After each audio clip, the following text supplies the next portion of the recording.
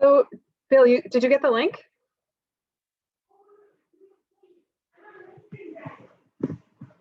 I can't hear you.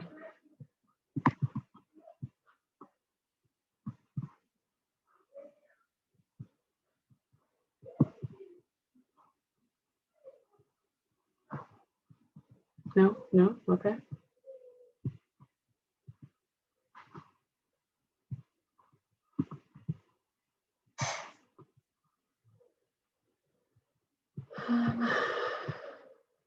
This meeting.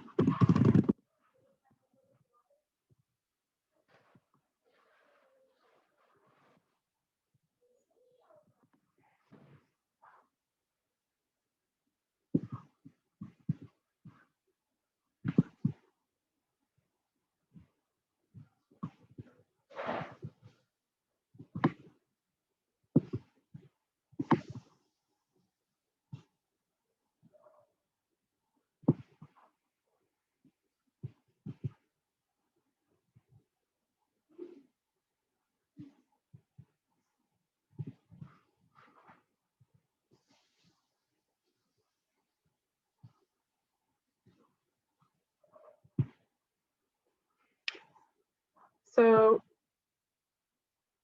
I'm looking at my panelists and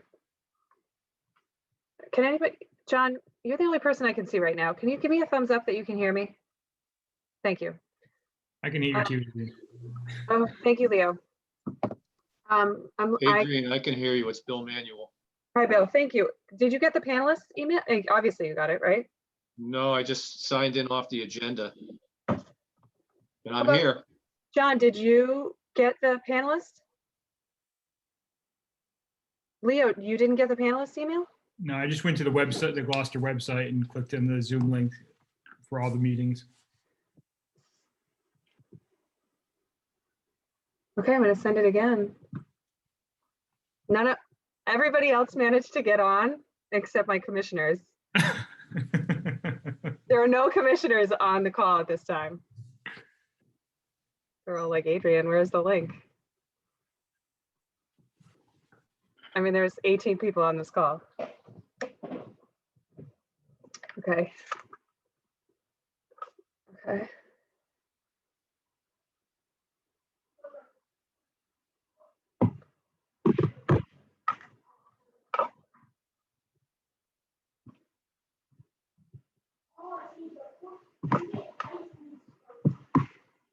Like,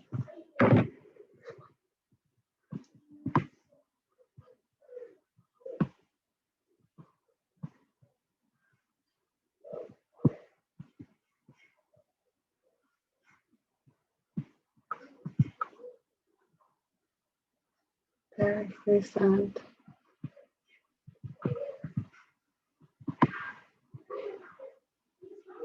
Dan is on, Salvatore.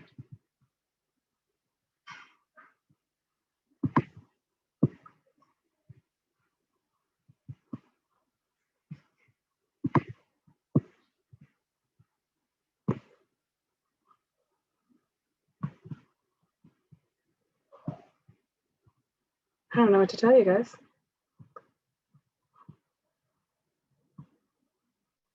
Oh, here's, okay, Anjo. Anjo, did you just get the link? Okay, all right, well.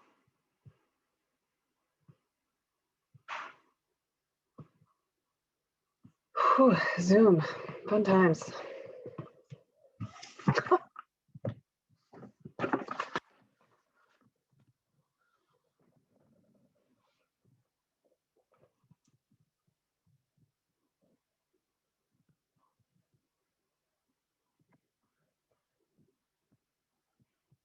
Oh, there's Bill.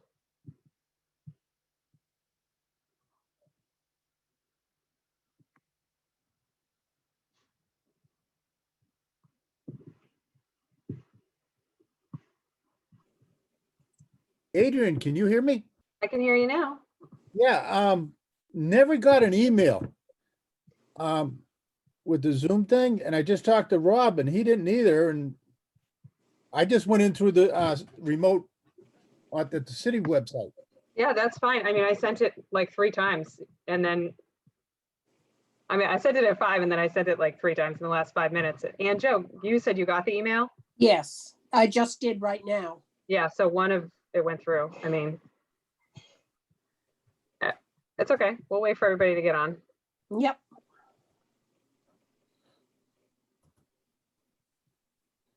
There's Barry. Literally, it just came through now. Yeah, Okay. Yeah, Rob's here too, so that's a good Yeah. sign. I wouldn't know, I don't know if it's a good sign, but it's a sign. I'm happy about it. okay. So it looks like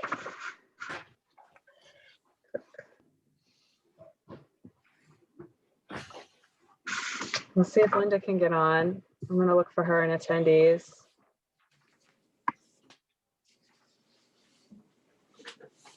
Do you have anything up on the screen?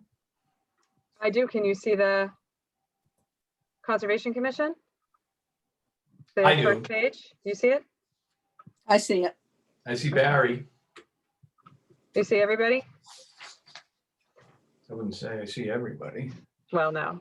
Do you see the 6 along the side? Yes, I do. Oh, you do. All right. And there's Linda. Okay. There we go. All right. Well, I'll move you guys so we don't get distracted by all the action over here because it turns into this. Hold on. There you go, everybody. I don't see Bill. I hear him, but I don't see him. Well, that's Barry's gone. I found, There he is. All right, team. You good? Yeah, we're good to go. So let me broadcast, make sure I'm broadcasting. You want to lead us off with the usual blurb, Yeah. public meeting blurb? Yep, I will do that. So welcome to the January 6th, 2021 meeting of the Gloucester Conservation Commission. The time is 6:09 p.m. Consistent with the governor's orders suspending certain provisions of the open meeting law and banning gatherings of more than 25 people, this meeting will be conducted by remote participation to the greatest extent possible.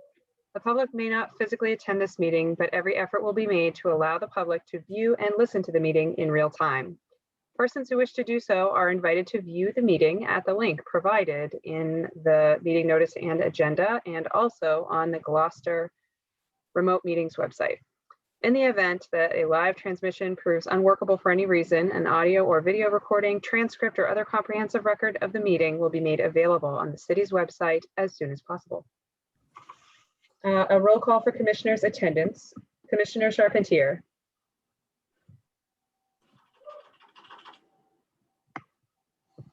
I see you here. Here, Thank you. Commissioner Cook, Yes, here. Commissioner Gradwell, yeah, Co-Chairwoman Jackson, Here. and Co-Chairman Gullo. Here. Off you go. Excellent. Thank you, Adrian. No. Next, first up on the meeting is administrative briefing. I did see a minutes in the drive. I don't know if that's one we should be reviewing, if it was an older one. That is new minutes, and I'm in process working with my clerk of establishing a schedule for meeting minutes to be submitted to the commission for review and approval. Because we had to look at June and July and approve June and July for the purpose of submitting that as part of an administrative record to a matter before Superior Court, we have meeting minutes from March, April, and May, and then also meeting minutes forward from August, of course, through to December. So we are working both backwards and forward, and in addition to trying to make sure all of our most recent meetings are still captured so that we do not lap ourselves. The objective is to try to review and approve 3 sets of minutes in each meeting. The good news is that in the beginning of the year and the beginning of COVID, the meetings were relatively short and there wasn't a great deal of material to cover because we pushed a lot of things down the line, not really knowing what would happen. So the ones that fall before June, I think only one of the meetings was tremendously long. It was the last one in May, which I think was like 3 or 4 hours long for us. The other ones are much shorter. And then after that, we kind of get back into the more regular material. So there is one before you. It is May 6th. If you have not had the opportunity to read it, we can obviously continue it over to January 20th. If you feel like you need a refresher, then you can always download the entire recording from, or just stream it from the City of Gloucester Remote Meetings website, look at past meetings, and you can play them all in the background if you need a refresher, and then look at the minutes and however it is that helps you try to cover the material. That is how the clerk is going about writing the minutes. So, any questions? No, I just noticed it today when I went to get today's updated agenda off the drive, which I didn't find. So I went to the cities, but that I just happened to see it. So I haven't had a chance to review it, but I don't know if 4 other commissioners have. Bradwell has reviewed it and sent one part that was not very clear to Adrian. Well, with that, then we can assume we'll be tabling it Well, until Yeah. the Bill next hasn't meeting read of the, what is it, the 20? When's our next meeting? 20th. January 20th. The 20th. And the So meeting can- to follow, just for your reference, the meeting to follow is February 3rd. Okay. So, well, then actually, no, I don't know. Do we have 3 other, well, Barry's sending the minutes back to be fixed, so, Fine. Bill has not reviewed it either. okay, there it is. Fine. So Yeah, we're nor have gonna I. continue the minutes for, I believe it was May 6th. Yes. We'll move those or table those to the next meeting on January 20th. Okay. Anything else to add with the minutes, Adrian? Or are we good? No, that's all. Like I said, you're going to see a whole schedule of meeting minutes so that you know what's coming. But it's essentially forward and backward, and also beginning with this meeting cycle in January. So be prepared. They are not in chronological order. Okay. Well, thank you for that. I know that's a lot of work. Gotta get done. And tedious work at that. Yep. Okay, next up, this is the period of the meeting when you, for the public to speak on any conservation-related items that are not on tonight's agenda. Anyone who wishes to speak may do so now. Again, this is conservation-related items. If you want to raise your hand, if you're on the Zoom, or if you're on a private phone, or a smartphone or a tablet, and you want to hit *9.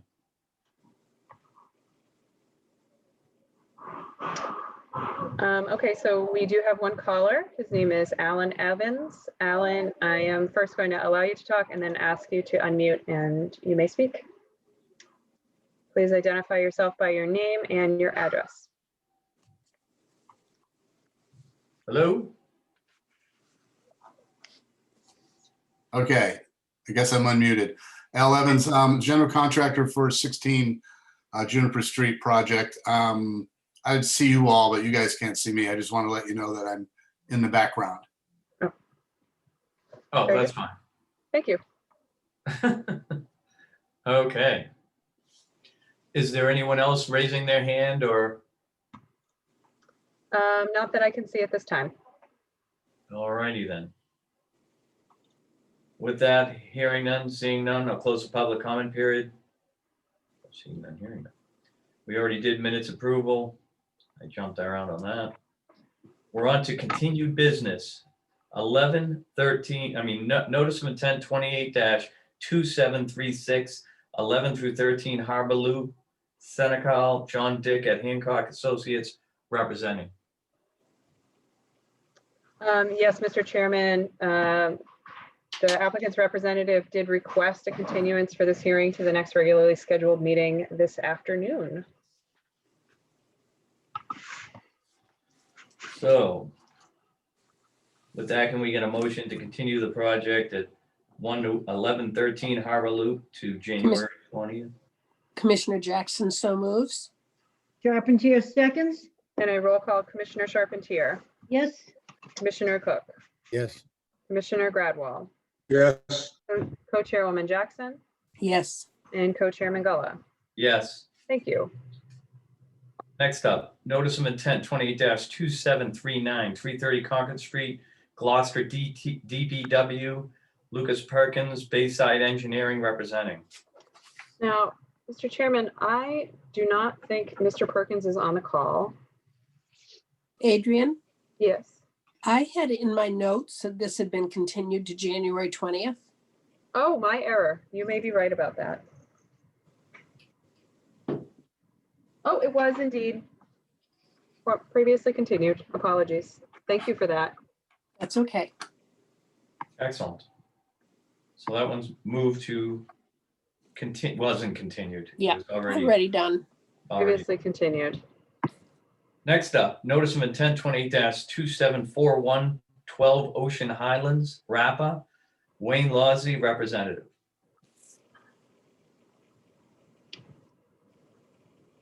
And this is another matter where Mr. Losey does not appear to be on the call tonight. Anything in your notes, Joe?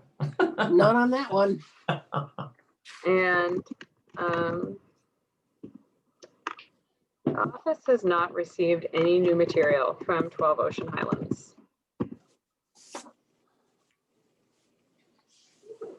You want to table it or do you want to move to continue? the last time we looked at this, Adrian, where they didn't respond at all, you said that you were going to follow through with a enforcement action. And they're undoubtedly sitting there waiting for the enforcement. So at this time, we can table it to the end of the night, but if they don't appear at the meeting, we don't have an option. We do have to continue it to the next regularly scheduled meeting by default. And I do have that it was continued to tonight. Yeah, I believe that it was the same discussion on the 16th. Is that correct? Yes.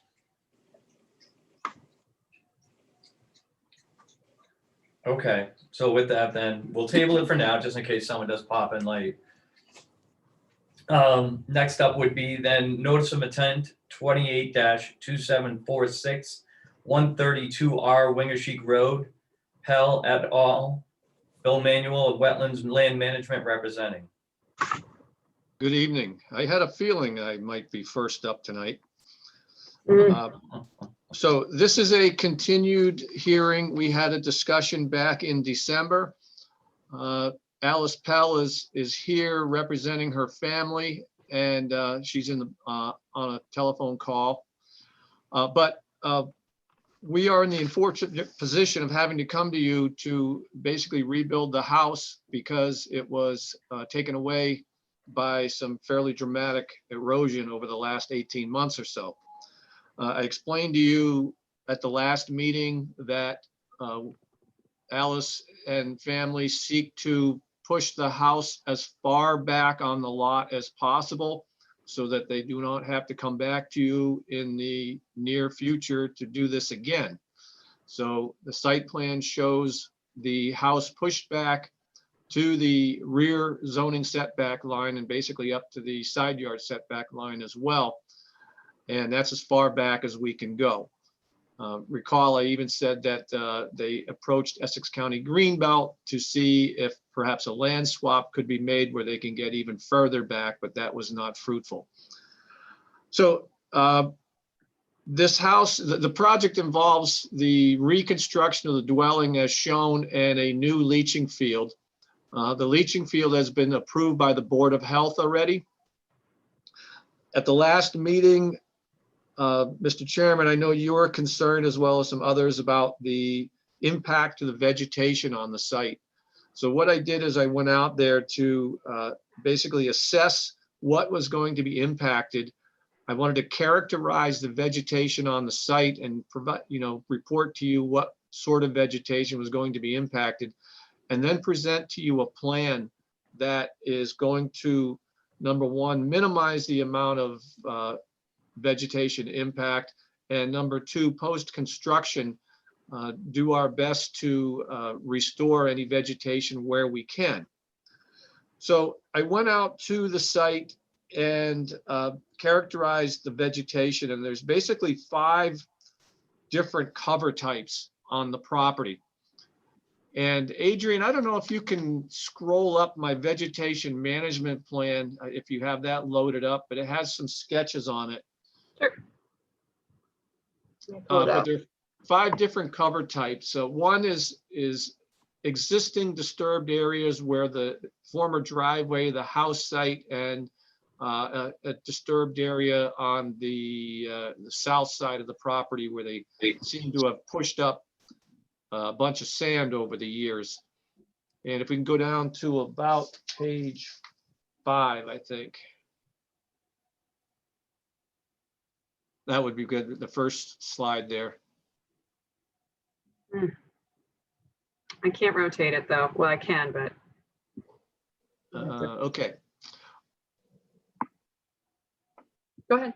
Carry on. Okay, so the areas in white are previously disturbed. Areas in yellow are areas that are predominantly American beach grass. Areas in green are those areas on the primary dune that have a mixed tree and shrub cover. It is now the primary dune. It once was a back dune area, as evidenced by the vegetation that's there, but now with the erosion, it's pretty much the primary dune. The areas in red are basically a tangle of vines and honeysuckle. And the area in blue is your kind of your classic back dune area with a pine oak, sort of like pitch pine and small size oaks that are characteristic of it, a stable back dune area. So if you could scroll down to the next slide, Adrian. Mhm. And so now the black line indicates the area of work or the area of disturbance. So right off the get-go, you can see that the area of disturbance, it really is a small portion of the lot. And we've intentionally minimized that space. It's enough to, put the leaching field in, construct the house, and construct the new parking area where the driveway enters the lot. And you can see by far the cover type that's impacted the most is that bittersweet poison ivy with honeysuckle understory and some widely scattered twisted cherry trees or poplars. So by far the cover type that is being impacted is already an area of invasive species and fairly sparse on tree cover. And finally, if we go to the last site, one more page down, Adrian. So after construction, the areas in yellow will be maintained, they'll be restored with beach grass. We have to keep beach grass over the leaching field because we obviously can't have anything with deep penetrating roots going into our leaching field. So that's pretty standard operating procedure on Wingersheek. And then the areas around the house, you can see it's a very minimal, cleared, maintained area around the house. And any disturbed areas there would be stabilized with American beach grass. The areas in green on this slide represent areas where we can install woody vegetation. The sort of upside down L-shaped, where it says benchmark, that's previously disturbed sort of driveway area where the sand was continually pushed up when they're trying to keep the driveway open, clear of sand. Other areas of green are where we can install shrubbery without any problem of interfering with the house or the leaching field. And then the splotches of green around the rest of the work site, those are areas where we can install specimens of shrubs here and there to sort of naturalize the transition between the constructed area and the areas that were outside the work zone. Now, I think it was Commissioner Cook suggested he didn't like the beach grass in the disturbed area around the house where we're trying to get the dune to grow again. And I didn't want to specify any woody vegetation in that area at this time because we're going to be actively trying to get that dune to grow. And I'd rather put beach grass in there now.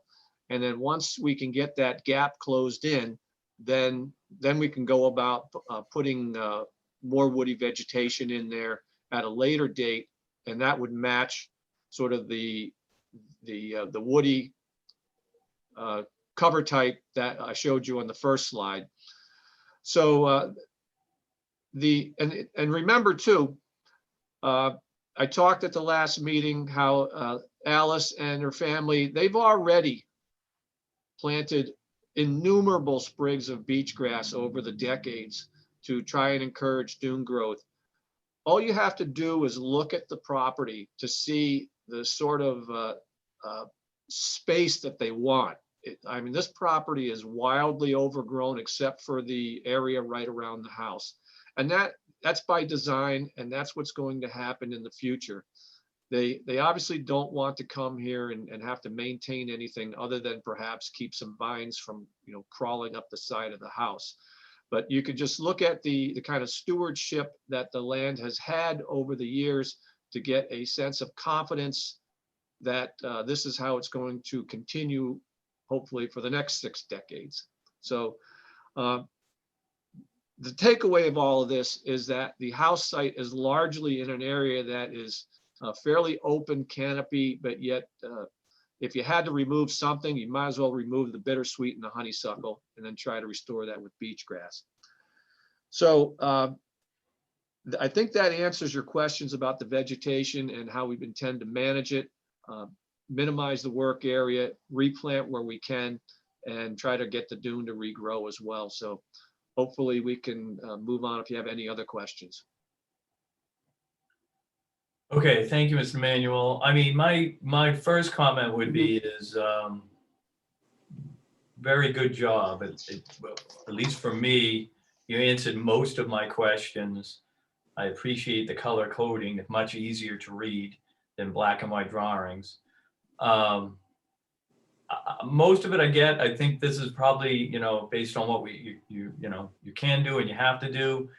The thing I would we have to address, or when do we address the installation of the more woody material? Because if we approve this tonight or in the near future, what do we do? You want us to put that in the order of conditions with a date or a mortality? What are we doing here? Well, I think I would suggest that you refer to this management plan as one of the record documents, and then it is referenced in the order of conditions. And this slide that we're looking at clearly indicates the areas that we are going to be targeting for, at a minimum, targeting for installation of woody species.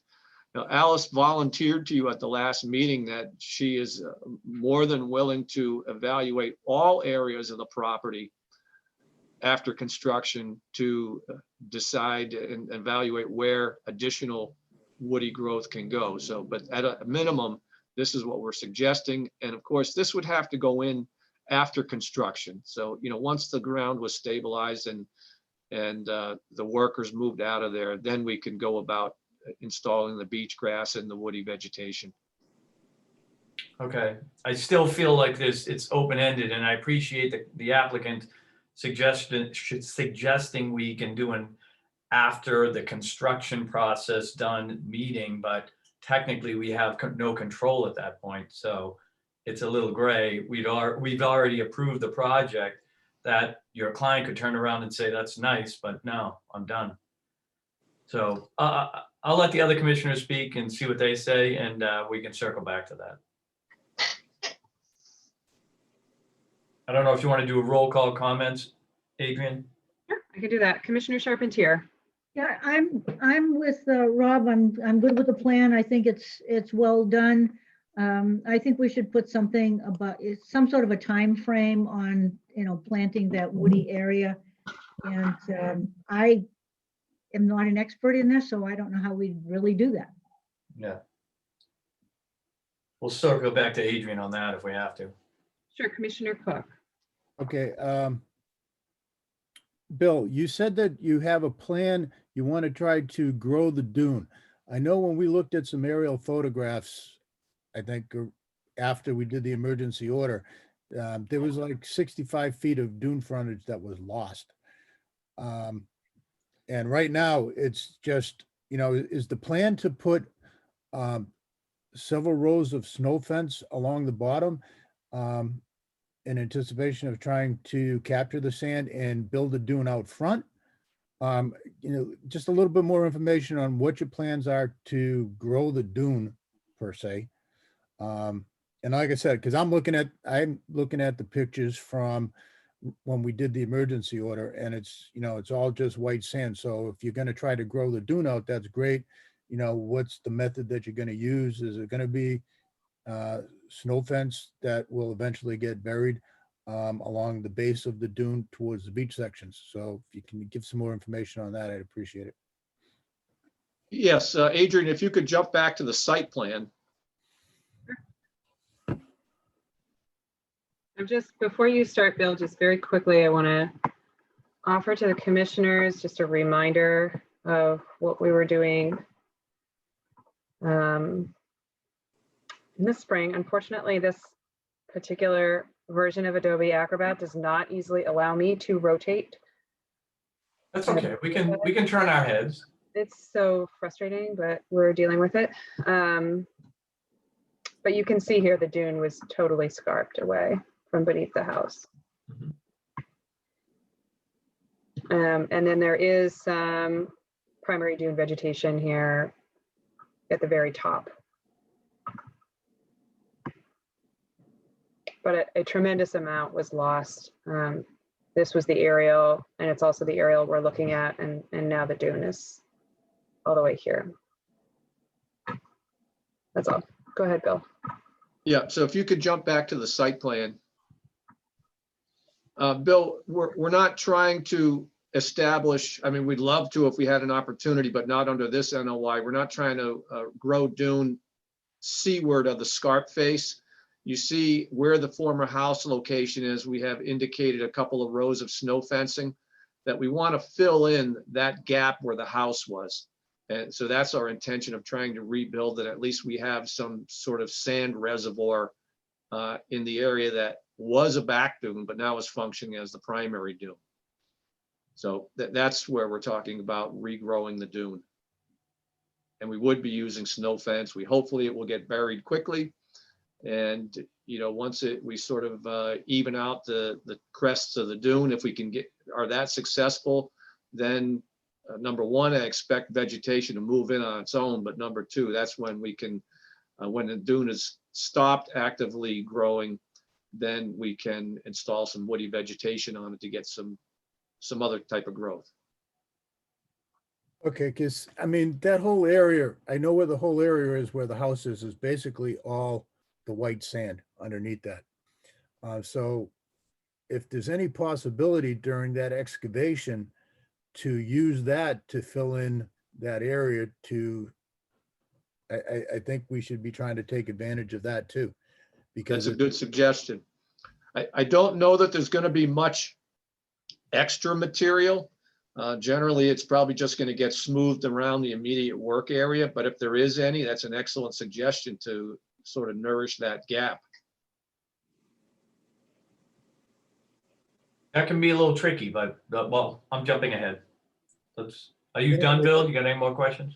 No, that's the only part for Bill, I believe, though, because this is river, do we have to do an analysis on this? You did that at the last meeting and voted to accept the alternatives analysis. Okay, we did accept it. I just wasn't sure. Yes. Okay, I'm done. Commissioner Godwall. No further comment. Co-Chairwoman Jackson. I think as far as the chairman's concern is with the plantings, if we build in a mortality monitoring period, no certificate of compliance can be issued until that's complete. Yeah, but it's not about, in my opinion, it's not a mortality issue as much as it is, when do we do it? I mean, or how we write it into the, because once we approve this, our hands are tied. We can't circle back and say, you owe us woody vegetation.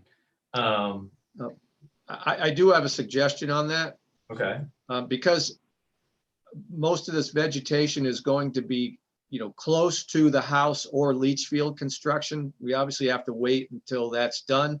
But why don't we say the first optimal planting season, whether that be in the fall or the spring, following completion of construction. we'll do what? You will install the woody vegetation? Is that what you're saying? That's I mean, correct. So to me, that sounds like inside of the 3-year timeline of Correct. the conditions. Correct. I mean, Well, how about the first season after their certificate of occupancy? That tightens it up a little better. Once they have occupied the house, you got either the winter or the fall next spring or next fall to plant. Okay. yeah, I mean, Yeah, go ahead. Amy. yeah. So just a couple things. I appreciate that suggestion, Bill, about occupancy permits, but as much as possible, it helps both inspectional services, the engineering department, and myself if we try to not tie to each other. We have tried that, and it has kind of turned into a finger pointing, like you need to get this person first, and then you can get me, and it ends up being a case-by-case situation, because most of the time, inspectional services does not require conservation approval before they issue an occupancy permit, and the same goes for engineering. However, because our permitting structure is so different, we typically expect to see all of our projects to have an occupancy permit and engineering approval before they even come to us for a certificate of compliance, just by virtue of the fact that these permits are 3 years long. So I think what the crux of this issue is the presumption that it will be greater than 2.5 years before the dune has stabilized enough for the installation of woody vegetation. Because if the commission presumes that the entirety of the vegetation restoration work can be done inside of 3 years, 3 growing seasons, then the expectation should be that the vegetation plan can be executed within the timeline of the order of conditions. However, if we're operating under the presumption that the dune itself will not be stabilized enough for the installation of woody vegetation in a matter of 3 years, then the commission is in a position at the end of the permit to either issue a certificate of compliance and acknowledge the work that wasn't completed, or to not, right, and travel in the direction of enforcement for the non-completion. However, I will say this, my personal opinion with regards to this, the likelihood of this dune ever being stable enough to support woody vegetation seems very low. But what if we have a 2-year mortality on the woody vegetation that's going to get planted? Wouldn't they, even if they waited till just before the orders of conditions were to expire and they planted them, it would just they would have to come back and ask for an extension just due to that. Yeah, that's correct, and that happens. And that why don't we just go with that? And that's a perfectly acceptable way for the process to be executed. It happens for sure. And in other orders, we certainly have had orders that we've had to continue specifically for the purpose of allowing an additional growing season for the establishment of plantings. That's just unique that we happen to be doing or attempting to do this on a live dune. I'm fine with it, as long as, I'm just looking for any opportunity to get some edges to this. Just saying we'll revisit, just with no insult to you, Bill. It's just a little too loosely worded for this commission too. Yeah, and I appreciate that. And then there's something else in here I got last minute, and I'm sure, Mr. Manuel knows about this, is that Fish and Wildlife Service did respond. This is piping plover habitat, so there's a moratorium on activities during the nesting season. So all of this work will have to be conducted in the fall, over winter, into the spring, regardless of any other opportunities, basically. And then, they have that 3-year time window. So my recommendation is that we, just as Mr.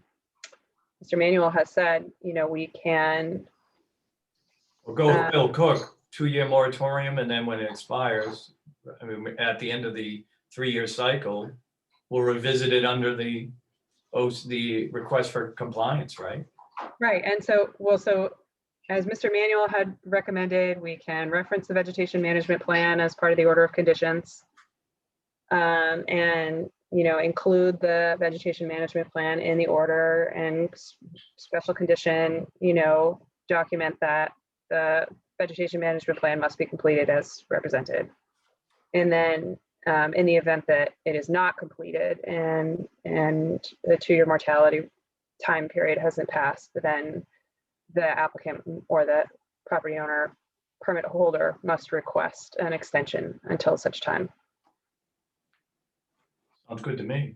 So that sort of ties it down. Is you're absolutely going to execute the plan according to the vegetation management plan submitted, and you're absolutely going to execute it within this 3-year time period. If you're not able to, then you must request an extension until you are able. Okay, I'm going to open this up for public comment. Does anybody in the public wish to speak for or against the project at 132 Wingersheek Road? If so, you may raise your hand, or if you're on a phone, you can hit *9. There are no comments at this time. Okay, Okay, Adrian, I just want to comment on the natural heritage letter. There was no time of year restriction in the conditions.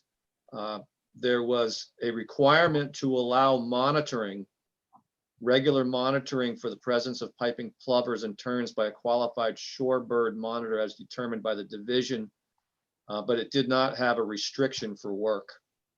let me Other just than, jump in there for a second. Let me just, seeing none, hearing none, I close the public comment period. Go ahead, sorry, Bill. yeah, the only restriction was confine the work to the limit of work as outlined on the gateway plan.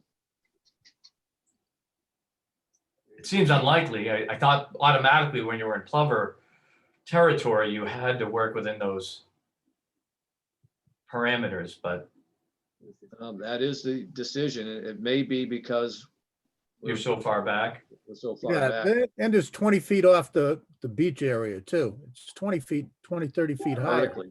Yep. Gateway. But it also, it does say protection. You're right. It says monitored during the period of April 1 to August 31. Okay, that sounds expensive, but I'm not paying for it. If Okay, you want to work between April 1 and August 31, then start getting your quotes now. okay, with that then, I think, I don't know if you want to do roll call comments to commissioners one more time, and then we'll move on and vote. Sure. Commissioner comments. Commissioner Charpentier.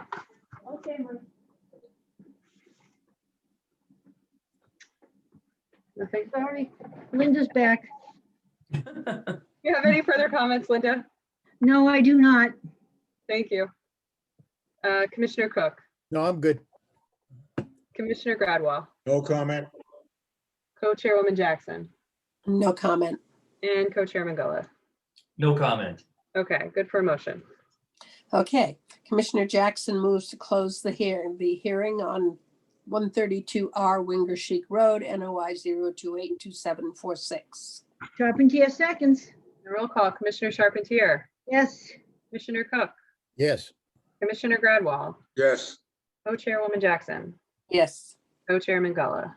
Yes, Thank you. Commissioner Jackson moves to approve the project at 132R Wingersheek Road with the associated documentation, including a vegetation management plan, which must be completed as represented. Are we including a 2-year monitoring period? Yeah, Yes, with a 2-year monitoring period and the restriction from Fish and Wildlife that if work is done between April 1st and August 31st, there will be a shorebird monitor in place. Charpentier seconds. Okay, roll call. Commissioner Charpentier, Yes, Commissioner Cook, Yes, Commissioner Gradwall, yes, Co-Chairwoman Jackson, Yes. and Co-Chairman Gullo. yes, Thank you. All right, thank you very much. thank you. Manuel, moving forward. Next up, RDA 167645 Eastern Point Road, Zafiro. Zafiro. Zafiro. Zafiro. Enough names. Zafiro. Oops. Where the hell did I lose it? Oh, here we are. Zafiro, Bill Manuel, Wetlands and Land Management representing. Good evening again, Bill Manuel from Wetlands and Land Management in Danvers. Deborah Zafiro is a relatively new owner of 45 Eastern Point Road. Some of you longstanding members, I think you're all longstanding members by this time, might remember I did a request for, or got a negative determination for an addition off on this plan, the top right corner of the house in that area. And the new owner now comes back to basically complete a laundry list of improvements they would like to do. Most of these improvements are exempt from regulation because they are accessory uses to an existing dwelling that extend out into lawn area, and they occur more than 50 feet from the top of coastal bank. But I wanted to go through this plan with you so you get the full picture of what's going on. I'll explain what's exempt and what's actually regulated. So beginning from the left side of the photograph, you can see the 100-foot buffer zone line is indicated on the plan. It basically goes through the middle of the house. The red line indicates there a proposed second-story addition. That's generally not even regulated, but I wanted you to be aware of it so that you didn't drive out there and say, hey, we didn't talk about this. There's also a proposed parking space at the front of the house. That's actually outside buffer zone, but that's also going on. Might as well start with the structure. There's an odd shaped piece of the structure that's it's just an odd corner, and that's going to be enclosed. It's about 40 square feet of area that will be converted to living space, and any support for that will be with probably a single sonotube. And the existing deck that's there off the rear of the home is aged, and that will be torn off and rebuilt, and it will be expanded by 5 feet. And so that occurs within either the deck footprint or existing lawn. There is at the top of the plan, that's the westerly side, and there's a plan for a patio and a little sauna up there. And the same thing at the lower side, on the easterly side, a patio that also extends out into grass. The area that's surrounded in green, the green dashed line, that's going to be a new pollinator garden, and you can see stepping stones in between the two patios. So you see the top of the coastal bank line on the right side of the page. The only part that is within 50 feet is the sauna and a portion of that westerly patio, and everything else is beyond 50 feet and accessory to the existing residential dwelling. One of the caveats of that piece of legislation is that you have to protect the site with erosion control, and right where Adrian's cursor is right now is a dashed line that indicates a line of mulch stock that's going to be installed across the lawn. So we're seeking a negative determination for this list of things. Some are not even regulated on any given day. Some are out of the buffer zone, and some are just exempt from regulation because they're more than 50 feet from the top of the coastal bank and are in the lawn area. So that's the project. We're looking for a negative determination. We're pretty well separated from the resource areas, and we hope you agree with us. So these were things done outside the original scope, is that what you were saying, or? No, this is proposed today. I just reminded you that the commission already looked at this site about 9 years ago. Okay, That work was I'm like, done. I don't remember any of this. Okay, now I get it. Okay. All right. Why don't we open it for public comment or, oh, you got a child management. I have no comments. If you want to do roll call comments, Adrian? For Commissioner comments, Commissioner Charpentier, I have no comments on this. Commissioner Cook, None at this time. Commissioner Gradwell, No, thank you. Co-Chairwoman Jackson, Mr. Manuel, you had said the deck was pervious. What about the patios? Patios are going to be a stone surface, but they're going to shed right into the grass that's adjacent to it. Okay. Thank you. I have no further comments. Okay, with that, I'll open up for public comment. Does anybody in the public wish to speak for or against the project at 45 Eastern Point Road? there are no comments at this time. Okay. Again, Does I the don't see agent- any issues myself. Does the agent have any comments? I don't have any comments. This project took a little bit of time to digest because there are so many pieces to it.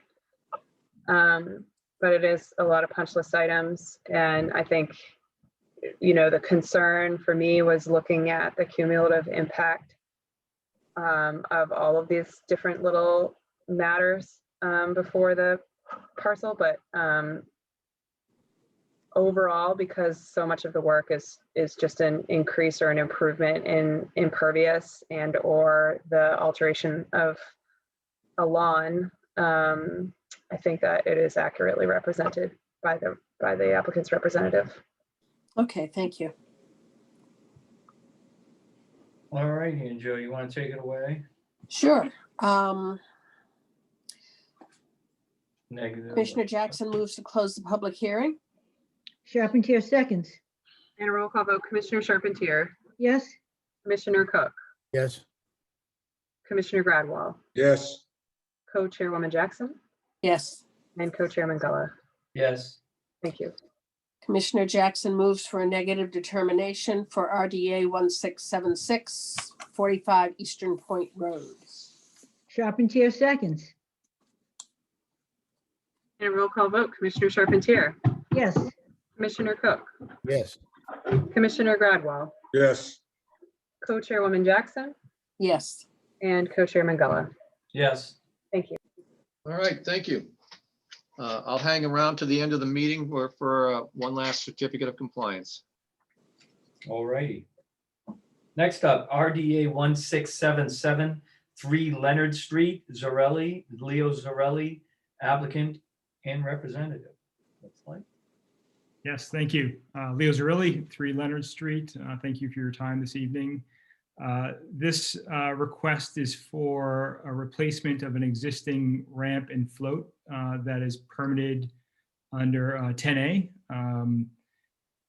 The float is old and falling apart, and I'd like to replace it with something larger, as shown in the plan that's up on the screen. I've talked to the harbor master about the plan and showed him this, and I have also talked to the person who manages floats and ramps across the river about the plan, who's also a neighbor, and both seem to be okay with it. Happy to take any questions, but I'm seeking a negative determination for this proposal. Adrian, did you want to give us a first take Sure, on this? Yeah, so this applicant came to the commission office by way of the harbor master. So that sort of is where the conversation around the RDA began. The current float is, I believe, 12 by 18 feet. Is that correct? That's correct. And I'm not entirely positive how many anchors it has on it. I believe it has 2. It has 2. Yep, 2. You can see them on this plan here, facing out into the cove. Right. And then the new float is going to be 20 feet by 40 feet Correct. under a 10A permit. Okay. Gradwell make a small comment. That's 4 times, both twice the width and twice the length of what we normally permit. With that, why don't we go through roll call comments? So comments, Commissioner Charpentier. Yeah, I'm just stunned at the size of this. And the other question that I had was that ramp that's 4 feet by 30, is that an existing ramp or is that a new ramp as well? It would be a new ramp. The existing ramp is 2 foot 6 inches wide by 24 inches long. 24 feet. Yeah, it's 24 feet long. Yes, it's just a slightly larger ramp as well. So I'm just curious as to why the doubling of size? Just to have more space to put kayaks and other boats on it. It's on a mud flat, so it's it's just really have extra space down there for storage of water sports equipment. Okay, thank you. Thank you. Okay, Commissioner Cook. Then again, same as the other comments, I don't see how we can possibly approve it, just doubling in size. We've been holding the line pretty well, and I just don't see any justification to double the size. I can see replacing it if he wants to put a new one in, but not doubling it. Okay. Commissioner Gradwell. That, this is a correction. That's not doubling the size. That's 4 times the size. It's twice as long and twice as fat. Again, with the ramp, I don't think we've ever authorized anything on a private ramp in excess of 3 feet. And this is really big, even though it's on a mud flat. I have difficulty with it. Okay. Co-Chairwoman Jackson. I also have reservations about the size, although I would be curious to know the size of his current boats. In addition, where it's on a mud flat, have we had any input from Shellfish Advisory Commission or the Shellfish Constable? We have not, and that would be my recommendation to the commission, of course, is to solicit formal comment from the Shellfish Warden and the Harbor Master. Yes. 18. Co-Chairman Gullah. So I don't know, you filled this all out yourself, Mr. Zarelli? I did, yes. Okay. So maybe you didn't know, but for the most part, we try, there are unique situations. We try to stay within a 10 by 20 float size for a whole bunch of reasons. But one of the biggest reasons is similar to what you kind of brought up. You're in the flat, you bottom out in low tides, correct? And that can cause, yeah. So bigger floats that bottom out are even more concerned than boats or floats that never touch bottom, even at the lower tides. So that's a concern with this particular, for me, it's about resting and scouring. So I do recommend we continue this for you. It's your choice. For you to think about either reducing the size and for us to hear from Shellfish. The Shellfish Constable usually gives us a little bit of guidance on these to determine whether or not, there is shellfish impacts to this float. Mr. Gullah, From this float. whoops. Mr. Gullah, may I Yep. add one additional comment, please? Sure. His current float is 216 square feet, which is slightly larger than our usual recommendation.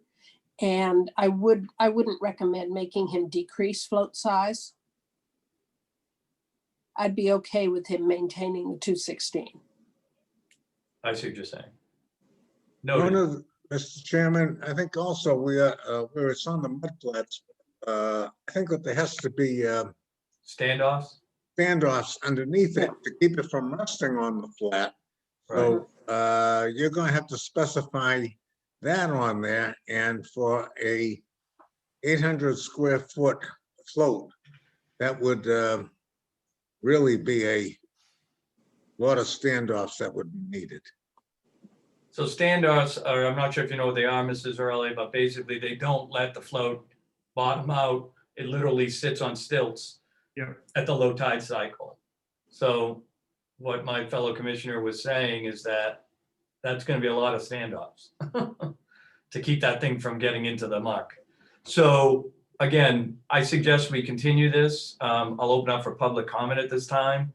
If anybody wants to speak to the project at, excuse me, at 3 Leonard Street, for or against, you may do so now. You may raise your hand or press *9 if you're on a phone. There are no comments at this time. Okay, sir, are you comfortable? You know what you have to do or look at, and we're going to await Shellfish Constable's comments. Sure. So is it okay to And continue and Harbor Masters. in Harbor Master? Yeah, yes, and I guess my one question is the kind of the stilts that it sits on. If those are installed, is a larger float possible, or is the commission just unwilling to grant float sizes greater than 10 by 20 as was stated? We rarely do. We try and hold to the standard again, unless it's a unique situation, because I'm sure you can go through the history. There might be 1 or 2. Mhm. This one, again, when it's on flats, just concerns us more than not. If it didn't bottom out or floated, it might be a different story. But in general, it's still a big float for us. In general, we don't let floats bigger than 10 by 20 Okay. get installed. Okay. Normally, there has to be a reason from the harbor master. I remember a couple on the river that they did it because of the current at a particular place. Yeah. But Right. there again, it was not on a mud flat. Mhm. Right. Some have bottomed out on rocks and ledge where there were no impacts technically, but this one seems to have more impacts than we're comfortable with until we get feedback. Okay. And if the harbor master and Shellfish is supportive, would that change the commission's mind, or are we still kind of at the same spot? They rarely get into size. That's our jurisdiction, but they may comment on it one way or the other. That's their choice. Okay. Okay, so we're going to continue for 2 weeks, or did you want more time? We'll continue for 2 weeks. That's Okay. good. Thank you. Enjoy your close. Motion to continue. I'll move continue. to continue, right? Okay. Sorry. Commissioner Jackson moves to continue the project at 3 Leonard Street, RDA 1677, to the meeting of January 20th, I'm sorry. Charpentier seconds. Roll call vote, Commissioner Charpentier, Yes. Commissioner Cook, Yes. Commissioner Gradwell, Yes, Co-Chairwoman Jackson, Yes. and Co-Chairman Guller. Yes, Okay, thank you. thank you. Okay, thank you. Thank you, sir. Good luck. Next up, ANRAD 20, no DP number, 167 Atlantic Street. Jerema, Thorson and Akeley at Williams Sparagus representing. Good evening, everyone. Thank you, Mr. Chairman. My name is Thorson Akerley. I'm a wetland scientist and registered sanitarian with Williams and Sparagus. We're an engineering and environmental scientist firm in Middleton, Mass.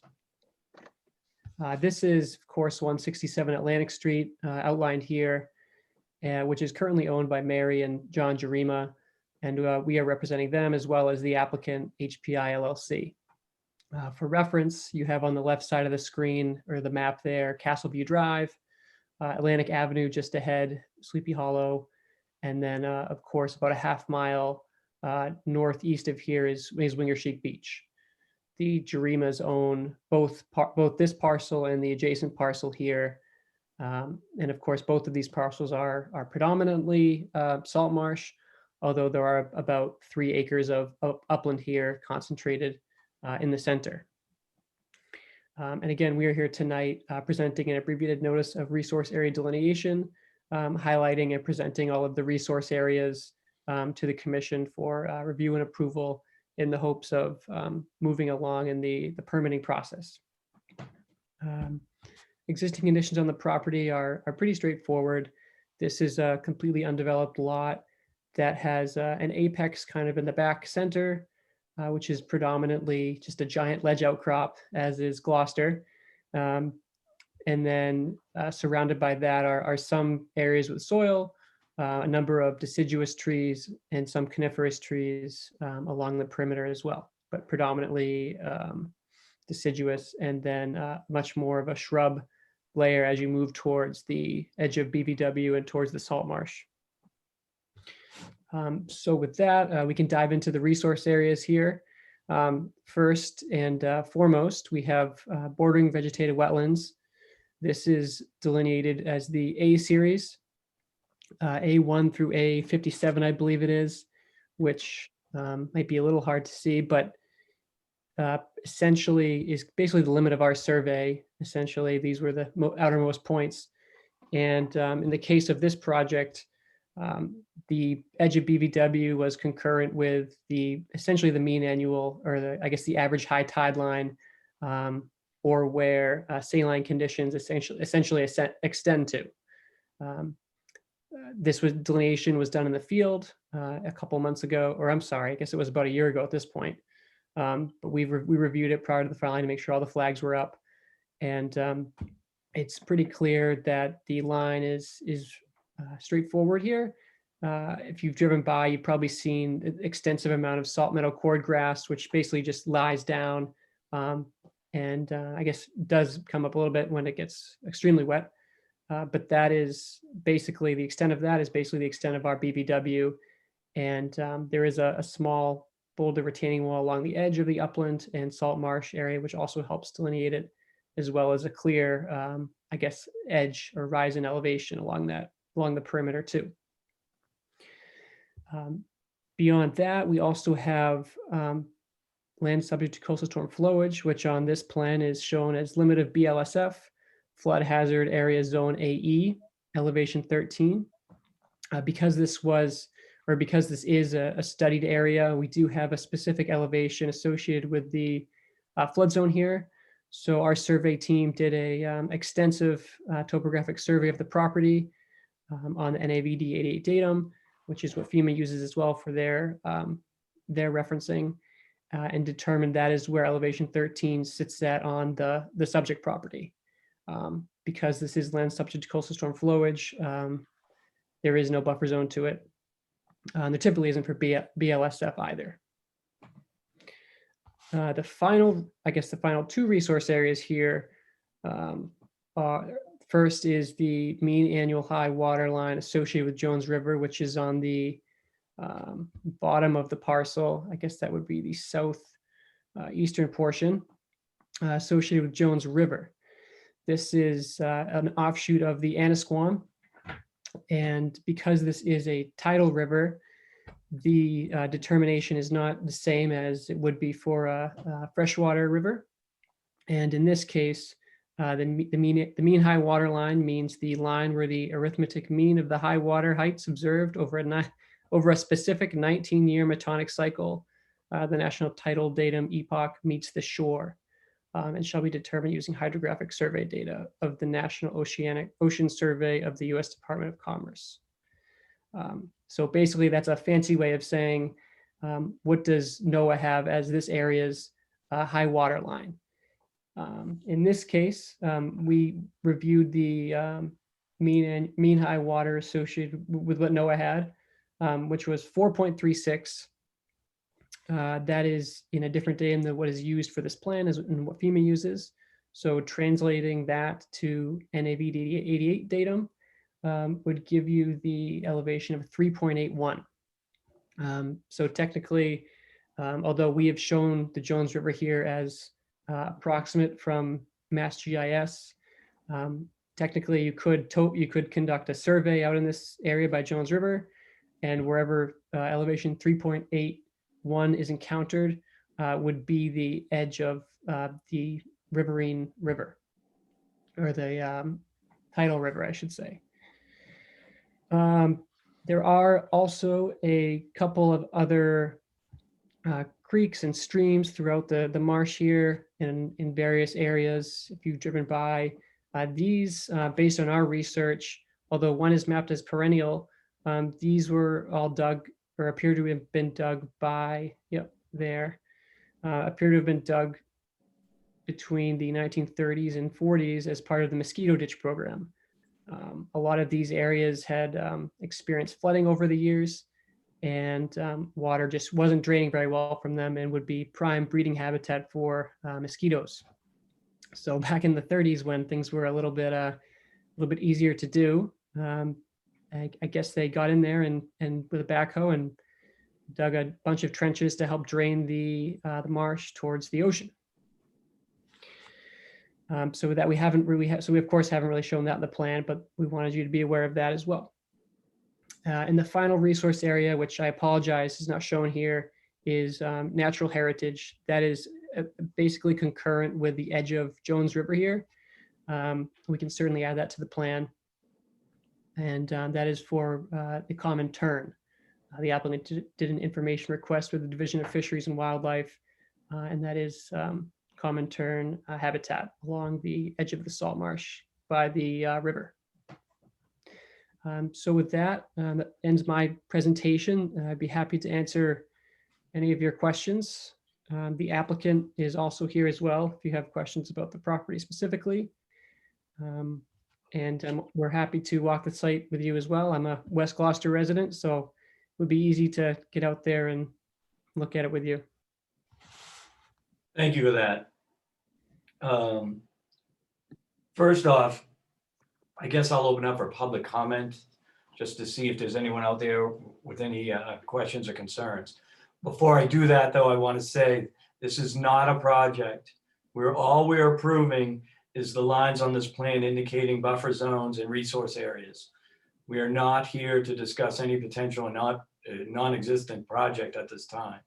So with that, if anybody wishes to speak for or against this project or this drawing, you may raise your hand now, or press *9 if you're on your phone.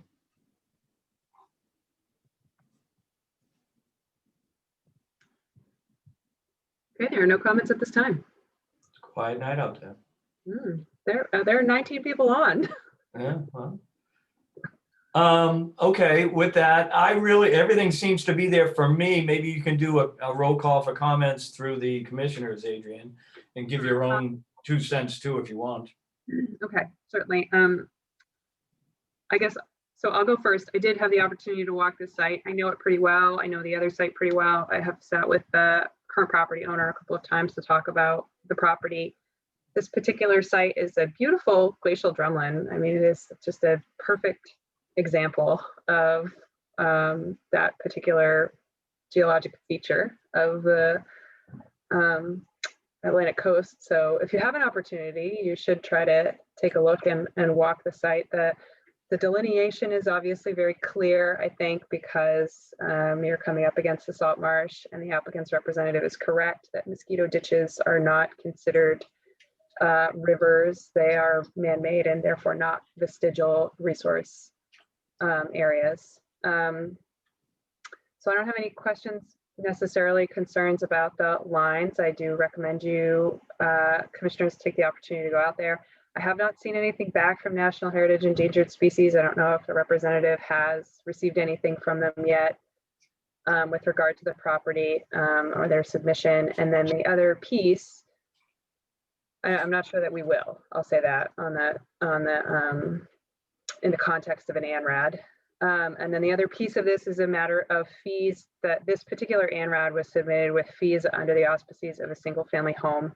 I did speak with the applicant's representative and communicate that essentially by filing for an ANRAD for a single family home, they're somewhat restricting their options in the order of resource area delineations to only building a single family home on the lot. And it's pretty significant ANRAD for something like that. And so the applicant may wish to go forward with that and then come back to the commission for an amended order of resource area delineation if at the time current property owner or new property owner decides to do something more, or the applicant may submit additional fees to cover the fee schedule for anything other than a single family home in the order of resource area fee schedule. That's all. So Commissioner comments, Commissioner Charpentier, I have no comments. Commissioner Cook. I have one question, and that is this in the ACEC? It is not. It is not. The ACEC extends entirely through Essex Bay. On the other side, Annisquam side and the Jones River side, it does not include the ACEC. Okay. I don't have any other questions. Okay, Commissioner Gradwell, No comment. Co-Chairwoman Jackson. None for the present project. I would like Shellfish participating in any future projects. Okay. Co-Chairman Gullah. No comment. Okay. Any further comment from applicant's representative? No, I think we covered everything. Thanks for, I realized I was supposed to mention the exemption portion of the mosquito ditch, but so thank you for mentioning that. And we'll discuss with the applicant this week about whether we should move forward with doing the entire fee for the other projects or to keep it as is if they want to just file it as a single family home project. Thank you for bringing that up though. Yeah, absolutely. Thank you, Sarah. And Joe? Okay, in that case, Commissioner Jackson moves to approve the ANRAD. Oh, do we have a DEP? Do we have a DEP number? You do have a DEP number, but you need to continue it in the event that we hear from National Heritage. Oh, okay, sorry. And also Okay. so that the applicant has an opportunity to connect with the property owner with regards to the fee schedule. Okay. And even if I wanted to approve, I would have had to close the hearing. So I stand corrected. And are we continuing to January 20th? Do you want more time, Mrs. Zussman? Do you want to wait 2 weeks? If you go, rather than get on our agenda, do you have any idea when you're going to hear from them, which I doubt? Was that addressed to me? The 20th would be fine if that was addressed to me. It is addressed to you. The 20th is fine, but do you want to be pushed out further? Another To 2 February weeks, 3rd. February 3rd. The 20th should be fine. Okay. I did want to note, Adrian, your comment about hearing from Natural Heritage. I don't believe we did send them anything because typically, I guess it would just be digitizing a line on GIS. We certainly can, but I just want to share that we didn't send them anything for this. Okay. And if there was a project here well outside of their jurisdiction, they wouldn't also receive an NOI, I believe. Please correct me if I'm wrong on that, though. Yeah, I mean, I do not know the extent of the tern habitat on this site, so I can't really comment to how they would respond. But I do appreciate your comment about it is in fact an ANRAD. We do potentially not expect to hear anything from them. However, sometimes I am surprised. And I would just say the commission in this case would probably request we wait at least 2 weeks to just hear, see if we catch anything coming from them.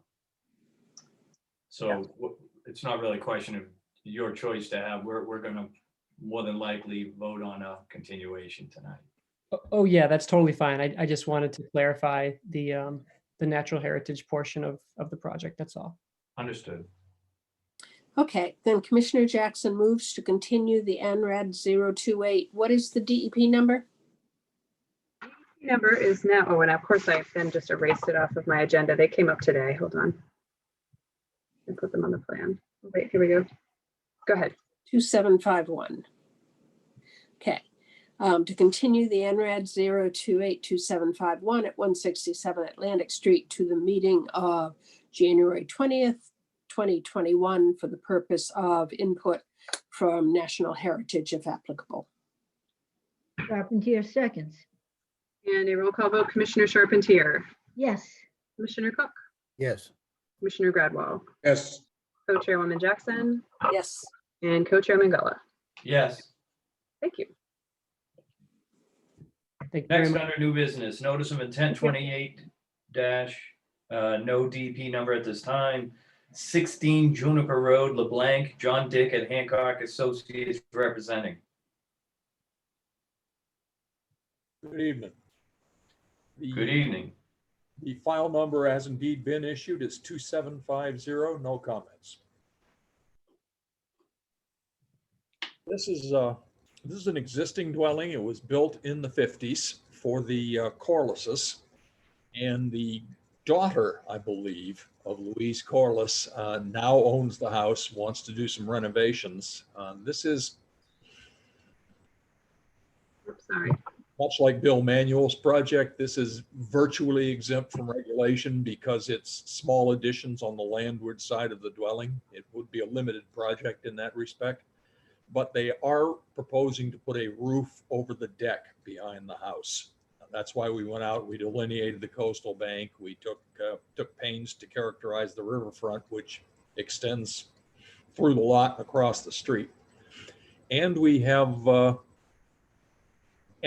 pretty nifty situation as regards erosion control. There are 2 existing permitted retaining walls on the site that would nicely accommodate silt fencing. So we've actually taken the liberty of putting that silt fence at the bottom of the upgradient wall. The net impacts on this site are largely temporary in nature. We are doing, in an abundance of caution, stormwater management for the additions and for the roof over the deck. And that pretty much sums up my presentation, unless you've got some questions. Okay, first off, we'll open up for public comment. Does anybody in the public wish to speak for or against the project at 6 Juniper Road? If you do, you may raise your hand or press *9 if you're on a phone. There are no comments at this time. Okay. Why don't we do a roll call comment from the commissioners? Sure, commissioners for comments.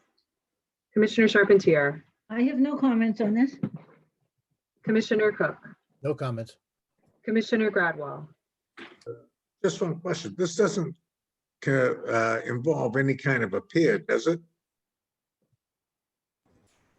There's a pier on the site. It is permitted as of, I believe, 1988, and it has a valid license.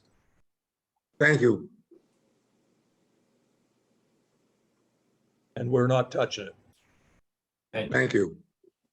No Co-Chairwoman further Jackson. comment. This is riverfront, so we need to deal with the alternatives analysis. Yes, that's correct. Okay, Yeah. Before we do that, did you have any other comments though about the? no. Okay. And Co-Chairman Gullah. No comments at this time. Thank you. So the first step would be is to vote on the alternatives analysis. That's correct. Okay, So do you want to handle that, Anjo, or do you want me to? I'm happy to handle it. I didn't know whether anybody wanted to comment on it. Oh, We're not going to take comments. well, I don't know if, I mean, it's a pretty straightforward one. I don't know. Yeah, it is. It is. Okay, well, I will assume that if anyone wanted to comment, they would make themselves known. And in the lack thereof, I will move to approve the alternatives analysis 50 at 16 Juniper Road. Carpentier seconds. And a roll call vote. Commissioner Charpentier, Yes. Commissioner Cook, Yes. Commissioner Gradwell, Yes, Co-Chairwoman Jackson, Yes. and Co-Chairman Gullah. Yes. Thank you. Okay, with that, I don't know if we have any other questions. The only thing I couldn't see on the plan. I was trying to bring it up at a larger scale on mine to see if I saw what I saw yesterday. Can you blow this up a little bit for me? Not super easy, but hold on. How's that? Is that okay?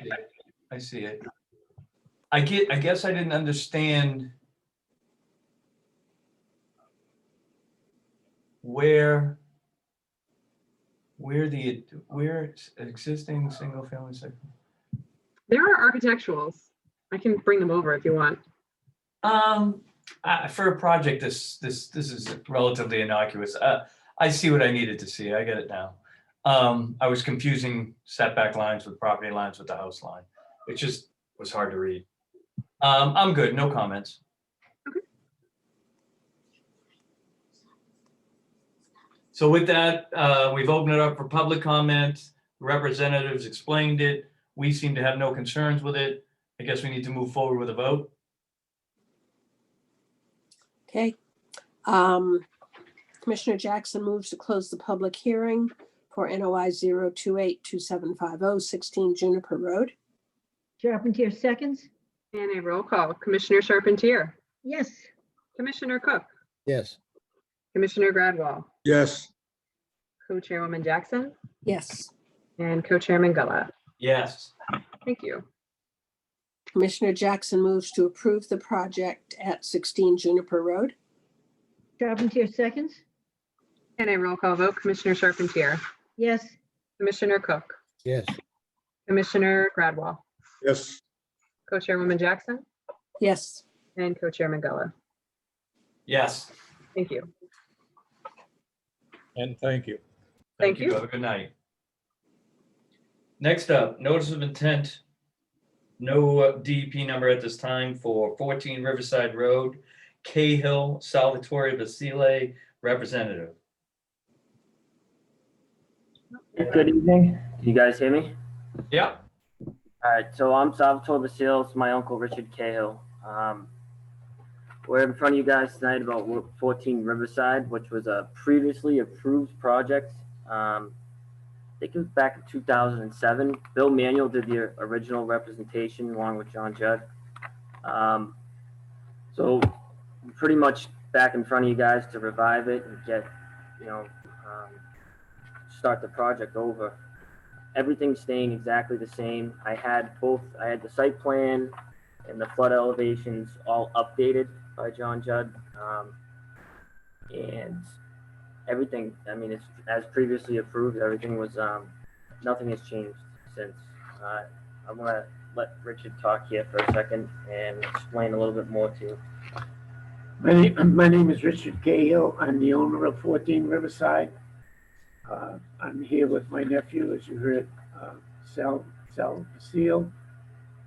He will be a limited partner and actively involved in the monitoring of the site. And he is in the construction business and has been very successful. He's an accomplished young man who I have total faith in. And he allows, at least his inclusion here allows at least one of us to be present on the site every day during construction.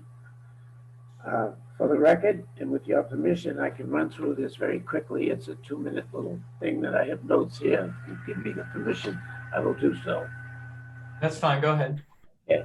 I purchased the property and the structure in 2005 to build a small year-round home for my retirement and also for the enjoyment by my children and 8 grandchildren, family, and friends.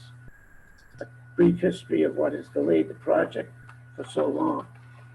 I had just completed tearing down the existing dangerous building and had the property engineered and completely staged and prepped for construction. I had engaged the services of John Judd and Bill Emanuel, and everybody on the Conservation Commission had been out to the site and viewed everything, and I had discussed it extensively with the neighbors. However, Just 2 weeks prior to the scheduled pouring of the new foundation, several family members incurred health issues and some deaths occurred. Subsequently, followed by an unanticipated debilitating incident in my own health issues. So I had to temporarily halt my dream of building a small oceanfront, well-landscaped, maintenance-free, 3-bedroom family home and retired to live on the Mill River with my family. Even with some enticing offers, I couldn't get myself to abandon the plan. Thus, my appeal for reinstatement is before you this evening. I'm not a developer. I'm not a professional house builder, but I have had significant building experience. At present, I live just 25 feet from a 125-acre pond. I don't know if you can see it. We have a picture of it here. When I purchased this property, it was a dilapidated, unlivable home. Approximately 20 years ago. It's now a valuable amenity to the neighborhood. I was very active in the preservation and the cleaning and monitoring conditions in the milfoil, ragweed treatment, and so forth to this pond. On a weekly basis, with the help of high schoolers, I patrol the perimeter in a small boat, picking up trash, tires, litter in general. I did the same on a Shumat Pond, a piece of property I owned in Falmouth, Massachusetts. And I intend to continue supporting efforts for a better environment in general. My Mill River site has been a welcome challenge, even to my health. I just hope that you can believe in the petition before you and once again approve my endeavor. The plan, as my nephew stated, is exactly the same plan that was previously approved. I'm building a well-built quality home, professionally designed and engineered to conform to the existing neighborhood with concern and sensitivity to the surroundings. I have no intentions of selling the property. Rather, it will be passed on to my family, which of course includes Sal, but I just hope not too soon. Thank you for your attention, and more importantly, for your community service.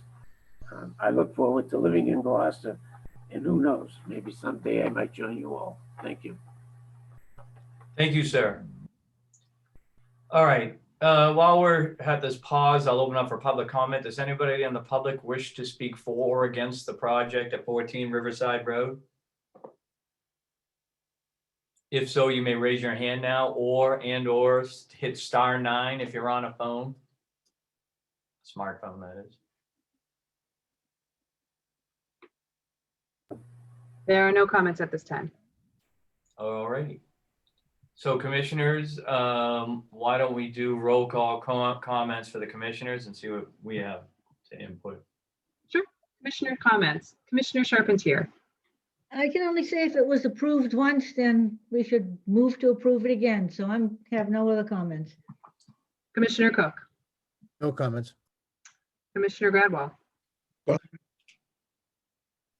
Co-Chairwoman Jackson. I do have some comments. I don't have any problem with the project at all. I have one comment for the commission and then a couple of comments in terms of clarification. I think this could be considered redevelopment, but you also have a very good alternatives analysis in there. So how the commission wants to act on that is up to them.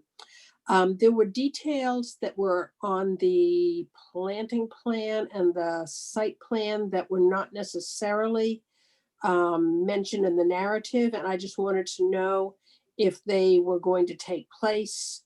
There was mentioned a driveway reconstruction, repointing seawall stairs and wall, reconstructing an existing retaining wall at the driveway, and a walkway and patio were included in the planting plan. Are those going to take place? Maybe you could clarify for me. As far as the landscaping goes, I have a plan that was professionally done by Scapers Landscaping, which I guess is shown right there. Mm-hmm. The driveway wall is collapsing, and it has been for some time. They had extended it apparently 20 or 30 years ago.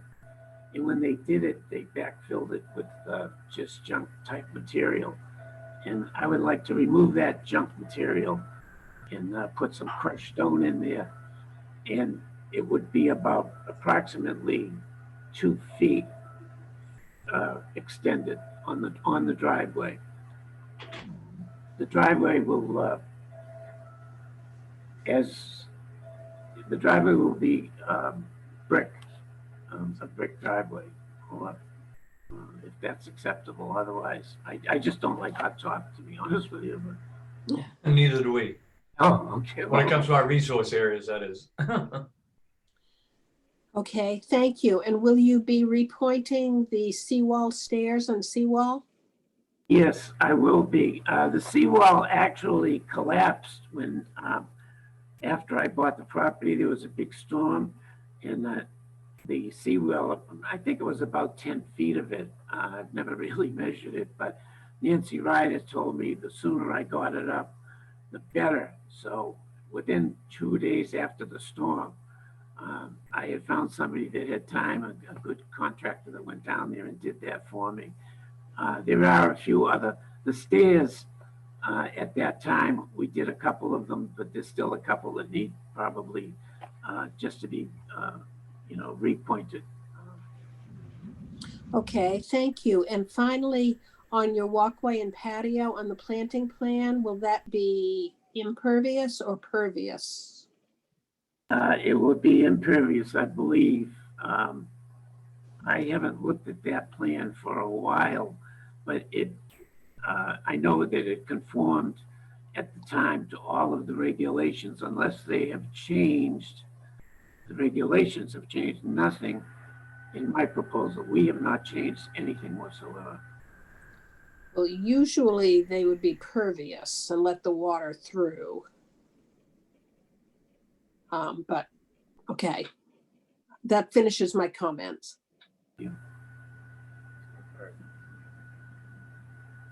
Okay, I guess I'm up. Yes. You are. So I concur with everything Ann Joe stated. I guess what I would ask you, sir, is you keep saying, and I don't know if that's your nephew, your son, who's helping you here, that it hasn't changed and you don't plan to change it. So if you are saying that all the documents you've given us to date are what you're going to do, that's great, but we need you to understand that once you submit these and start the process, if it gets approved by this commission, we're going to expect it be done exactly as it's shown now, unless you're going to exempt some things or change some things from the design. It's been quite a while, 12 years. So I do remember this project, as scary as that is. It was a pretty rigorous review, if I remember correctly. It's worth it. It is. It's a nice, beautiful spot. The only other thing I would check is I can't see, Adrian, if the dock is any issue with changing in ordinances and review. I don't know if we can blanketly approve that dock without somebody after 12 years maybe taking another look at it. We had John Judd and go over all the plans and everything, and he updated. He just said he would update them without making any changes to the plans. That everything was according legally today as it was back then.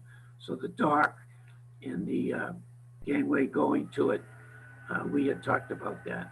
There isn't any part of this plan, I don't think, that we haven't, taken a second look at to make sure that we were in compliance. And that's why he signed and dated and stamped the documents. Okay, Adrian, have you gone through this at all and seen, and just, I just don't want to, it seems like Linda said, we approved it before. I'm just concerned it's been 12 years and some regulations have overlapped and now we may have a problem, that's all. That's a great question. So I have actually been out to this site before, and I have looked at these plans. It is going to be somewhat transformative. However, right now there is no structure on the site. The one thing that I have not done is had the opportunity to review it against the previous permit, just to confirm and verify, in fact, that there have been no changes substantially to the project as it is proposed. I don't anticipate that I will find anything there that is different. I do think that the commission should bear in mind that every project that comes before them is a de novo review. So while in the case before, for example, the ZBA or the planning board, a precedent is set when a decision is made under the local ordinance, and the Wetlands Protection Act, because of the nature of the change in the environment and also the minor changes in regs that tend to come through every couple of years, you are looking at it with a fresh set of eyes. So if there is an expectation for a certain standard to be upheld, you do have the opportunity here to exercise that. The project does not have a permit number at this time. It was initially developed by Bill Manuel, and a lot of that same material has been submitted here. So it's a lot of what we typically see in terms of a single family home in Gloucester. And I don't think I have anything else to add, except that I'm curious to see what, if any, changes may exist between the plan and that's presented now and the plan that was approved previously as the applicant represents it. Okay. All right, sir. So this is what's going to happen next. We're going to have to, you do not have a DEP number yet, that you haven't done anything wrong. It's just a slow process by nature. So we have to continue to the next meeting. At that time, if we have any other follow-up questions, we'll ask them then.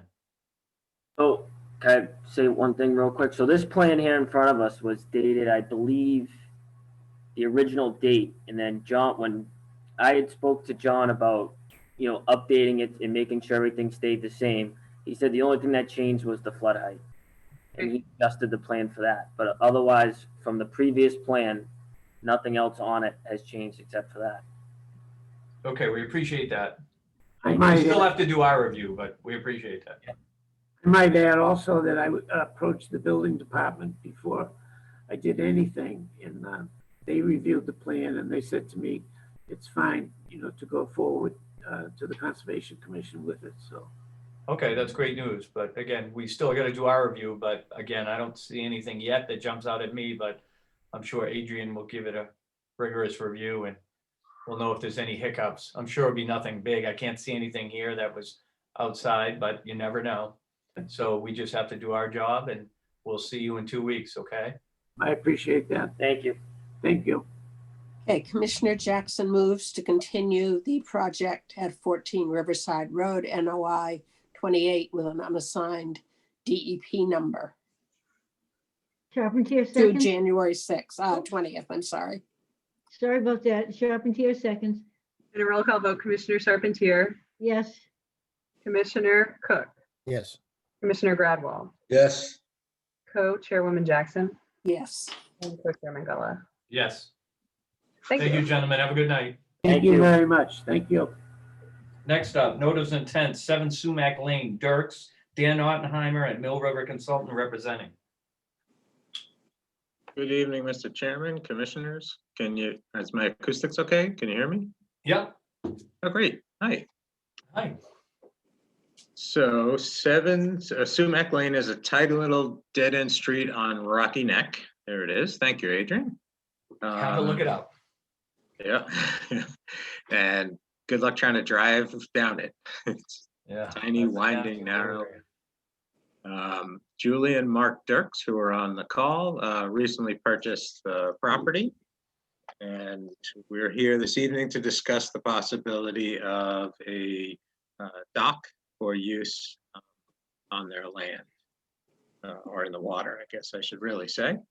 So few things to point out to get us oriented. So Gloucester Harbor is on the left of this plan, and on the right is Rocky Neck. This particular parcel is essentially a large fill area that was built about 100 years ago with granite walls all the way around it. It sticks out into Gloucester Harbor considerably more than many of the adjacent properties as well. We obviously have a resource area here. It's land subject to coastal storm flowage. Almost the entire parcel is within land subject to coastal storm flowage. We're proposing the docks, which are in the helical anchors that are in the land under the ocean. And this is also an area of land containing shellfish. So those are resource areas we're dealing with. The shellfish in this part of Gloucester is currently prohibited due to pollution. So it's not an active shellfish harvesting area, but it is mapped as shellfish resource area. So Julie and Mark would like to get water access from their property. I do want to point out on the bottom, which I guess be the west side, there is a dock. You'll see it on our plan there. They purchased this property with that dock already on it. That dock is for the exclusive use of a neighbor. It's not for them to use. So that's why we're before you with this proposal. And they also have larger boats that would need larger floats to secure it if the commission is comfortable with that. So in addition to not having the rights to use that existing float setup, it's also not big enough to accommodate their needs.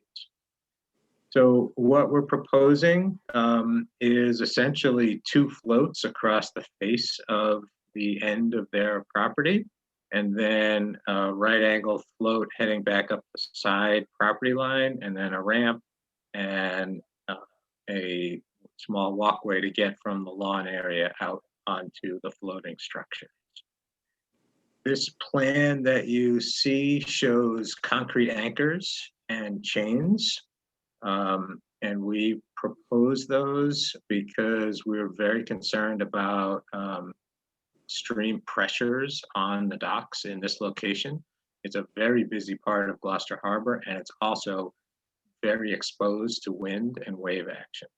The Division of Marine Fisheries gave some pushback on their review, and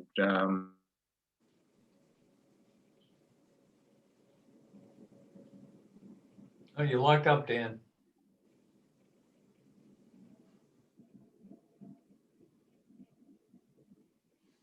Oh, we lost him. Lost Dan? No, he's frozen for me. Is he frozen for you? Yeah. Yep. is this better? Yep. Welcome back, Dan. Unfortunately, you ended with pushback from the Department of Marine Fisheries.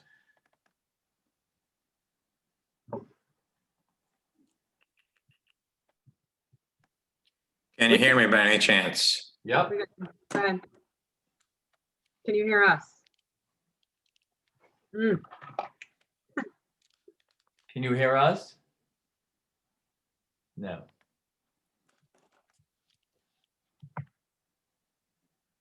Hold on. This is how I have to do my Zoom calls. Commissioners, can you hear me? Can Yep. you hear me now? Can you hear us? You can't hear us? Yes, I can. Oh, okay. I can. Can you hear me? Yep. You All left right, off at, you got pushback from, Division of Marine Fisheries. I'm sorry about that, Commissioners. Division of Marine Fisheries felt, and we were not excited about using concrete moorings and chains, but we felt that from a stability purpose, that might be necessary. I went, had some great conversations with the folks at DMF, and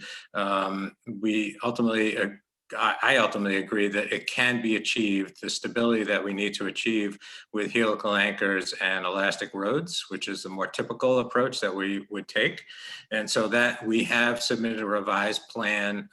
It was just today, so I understand you might not have a chance to take a look at it. That's the only thing that changed, is from concrete anchors and chains to helical anchors and elastic roads. Otherwise, we're still proposing the same configuration. So that's what we're looking at. The size of the float is larger than what we know the commission normally provides, and we knew that going into that, and the commission mentioned that earlier this evening. I will say there are two issues here. One is just simple marine stability. This is as I said, very windy, very choppy, and very busy part of Gloucester Harbor. And so the size of those floats is primarily driven by the need to have a stable walking surface. And the second is the boats that would be connected to it. It's desired to have a float of this size, but it is really primarily driven by stability purposes. So that's what we wanted to share with you, and certainly answer any questions the commission might have. Did you get any comments from Shellfish or the harbor master? No, the commission can request them. The harbor master is familiar with this application, and I don't know what you have in writing, but I certainly know verbally that he has no concerns with this. Okay, I'll open up for public comment. Does anybody in the public wish to speak towards this or against this project? You may do so now by raising your hand with the hand button or pressing *9.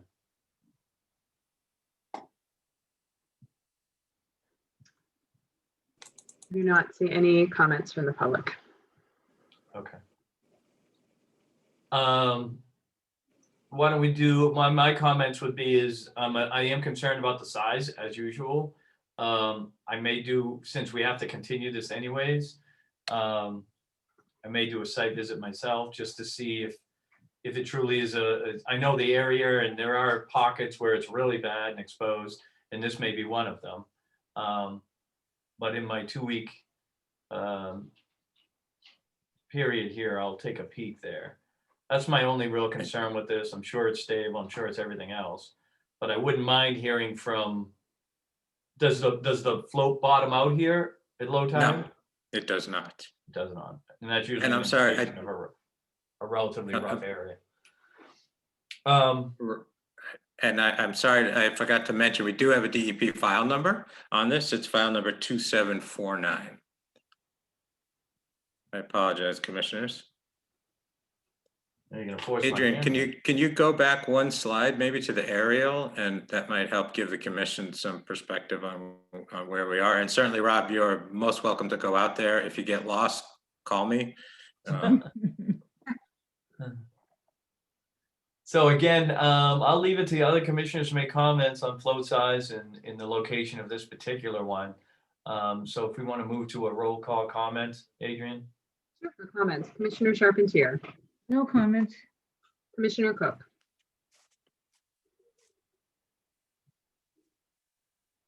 Yes, then again, I have a problem with the float size. But I also have a question. In the past, we've looked at areas where there's been multiple floats and getting the neighbors to Share. And what does the neighbor have an easement over this property? I'm trying to get a handle on, you said it's for their exclusive use, but it does seem to be on somebody else's property. So I'm a little bit concerned about that. And like I said, we do try to encourage them to share, and I'm not inclined to put in, 50 feet of dock on a private residence.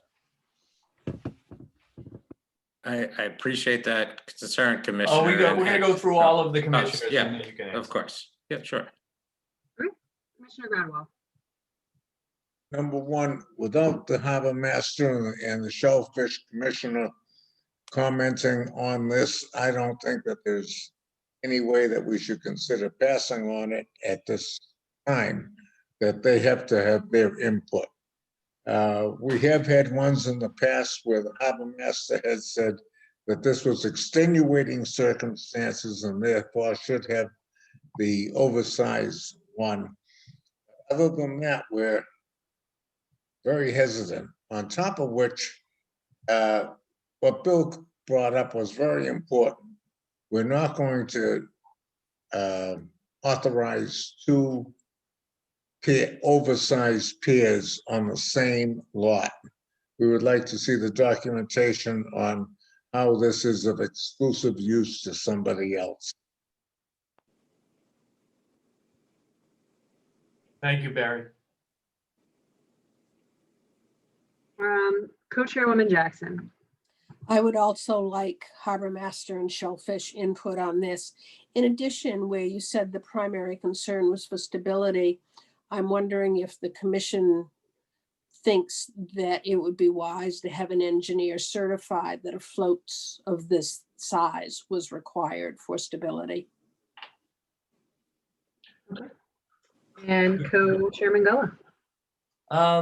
I agree with all my fellow commissioners. I think it's we definitely should get Shellfish and Harbor Master comments, and like I said, maybe do a site walk. I'd like to see it. Also provide the documentation in terms of why we have two lots, it looks like on the two docks on the same property.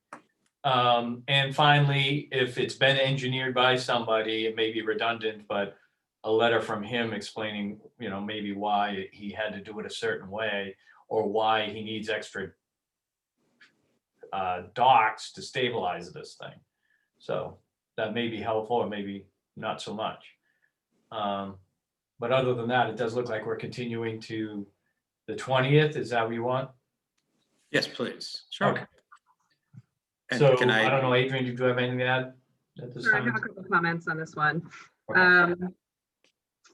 So this particular project, I will say, the DMF, they kind of beat this one up a little bit.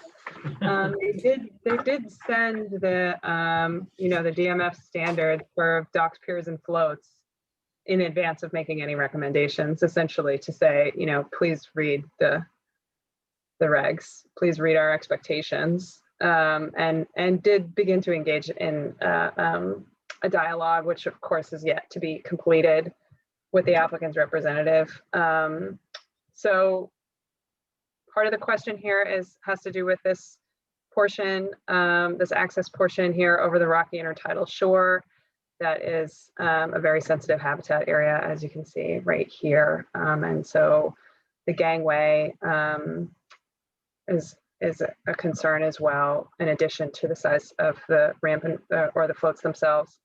The other thing I wanted to point out was that I did get a phone call from a butter who had real concerns about the tie-on of any boats on this side and crossing over to the other side of the parcel. And, the commission is not in a position necessarily to regulate activity. So with the installation of something like this, there's not a lot the commission can do to prevent that from happening. And so I think it's important to consider the interests of the abutting property, private property owner, and what risk they may have to assume by a potential of a large boat being attached to the float on this side. So those are my only thoughts, in addition to what the commission has already communicated. There's more work to do. Agreed. Is this going in for chapter 91 also? Well, we'll be dealing with the commission first. Right, and if you then, got yes, approved, of course. Right. Okay, and does the other ramp, does the other dock have a chapter 91 license? The existing one? That is a seasonal float that's licensed by the harbor master. Under the chapter 91 rules.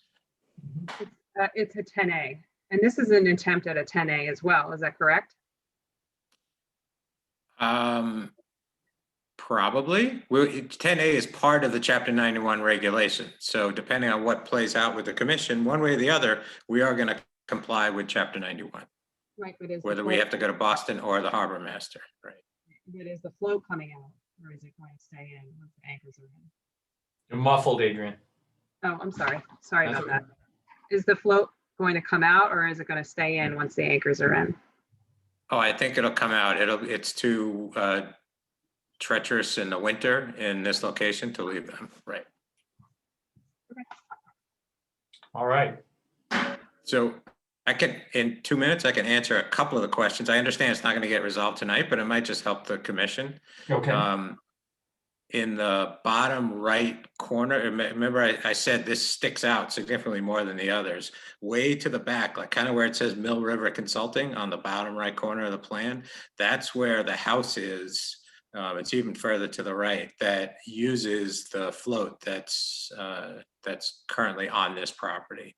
And the commission will certainly see it if you go out there. But point being, that other house really does not have water access. So they were friends with, I'm told they were friends with the previous owners of this property and worked out an arrangement to have a float there. I don't think it's large enough for boats that are currently used by the current people as well as Julian Marks boats, but I'm certainly going to dig deeper into that and have answers for you. Thank you. Hey, you keep And saying the Julian let, Marks- you keep saying Julian Marks boats. Is there intent to have multiple boats here? no, they would be one, though. Mark's sister is in not far from Gloucester and would like to come visit regularly, but themselves, they would just have one. And the one other point would be the Shellfish Constable. I have no problem outreaching to the Shellfish Constable, but just so the commission knows, there should be no impact to shellfish whatsoever. This is not going to bottom out at low tide. That's fine. Still like a letter from Yeah. them, so we keep it consistent. Okay, anything else to add, Mr. Ottenheimer? No, thank you. Okay, so with that, and Joe, you're up. Okay, Commissioner Jackson moves to continue NOI 282749 at 7 Sumac Lane to the meeting of January 20th, 2021. Charpentier seconds. A roll call, Commissioner Charpentier, Yes. Commissioner Cook, Yes. Commissioner Brownwell, Yes, Co-Chairman Gullo, Yes. All right. Co-Chairwoman Jackson. Yes. Out of order. Sorry about that. And That's okay. commissioners, you're welcome to visit the site at your convenience. If anybody needs directions, just let me know. Thank you, Dan. Yeah. And Joe, I need to recuse for these two extensions. You do. Okay. Yeah. Oh. First up is extension permit 282507 105 Wingersheek Road. Adrian? Yes, indeed. So both of the next two coming before us, we do have a representative. He's here and able to speak, but I can give you a brief overview. Permits for the order of condition 0282507 105 Wingersheek Road and also 0282567 125 Wingersheek Road are actually held by the same LLC company. And both properties have been subject to permit review, not only from the Conservation Commission, but also the ZBA and the City Council through special permitting. They have been very much held up and denied through City Council and appealed through City Council. And in fact, 105, I believe, and maybe Mr. Calkins, our representative, is able to confirm that I'm correct about this. 105 was denied a special permit for the City Council for the height. And then they were in appeals with Superior Court. So 105 actually came before the commission about a year ago requesting an extension for this reason. The commission did grant the 1-year extension at that time. The expectation was that the matter would be resolved by now. Of course, a pandemic came through and the courts were closed for a certain period of time. And as a result, the permits are continuing to move through the judicial process of becoming resolved. We'll say that. And so the applicant is back before the commission again, looking for extensions to keep the permits open as they attempt to be approved in every other arena. So Mr. Calkins, I'm going to ask you to unmute and, oh, I'm sorry, that's Dan. I'll ask you to unmute and where'd you go? There you go. Oh, wait, now you're moving. Yep, There you are. sorry. Okay, Good and now you may speak. Go ahead. Good evening, council. My name's David Calkins. I'm speaking on behalf of 125 Winger Chic. We have two extensions in front of you tonight. The first one for 105 Winger Chic, 0282507. So this project has been held up from the get-go and most recently was declined by City Council for a height exception. At this point, we've gone back to redesign the house to fit within the specifications and the parameters for zoning so that we will not be looking for any height exception. And so in doing that and continuing our pursuits, we're looking for an extension to the approval. And we just respectfully ask that the extension be granted so we can continue on this road and hopefully get to a point where we can find something that everyone is happy with. Regarding the second one, would you like me to speak to both right now or separately? I'm sorry. Sure. No, both is fine.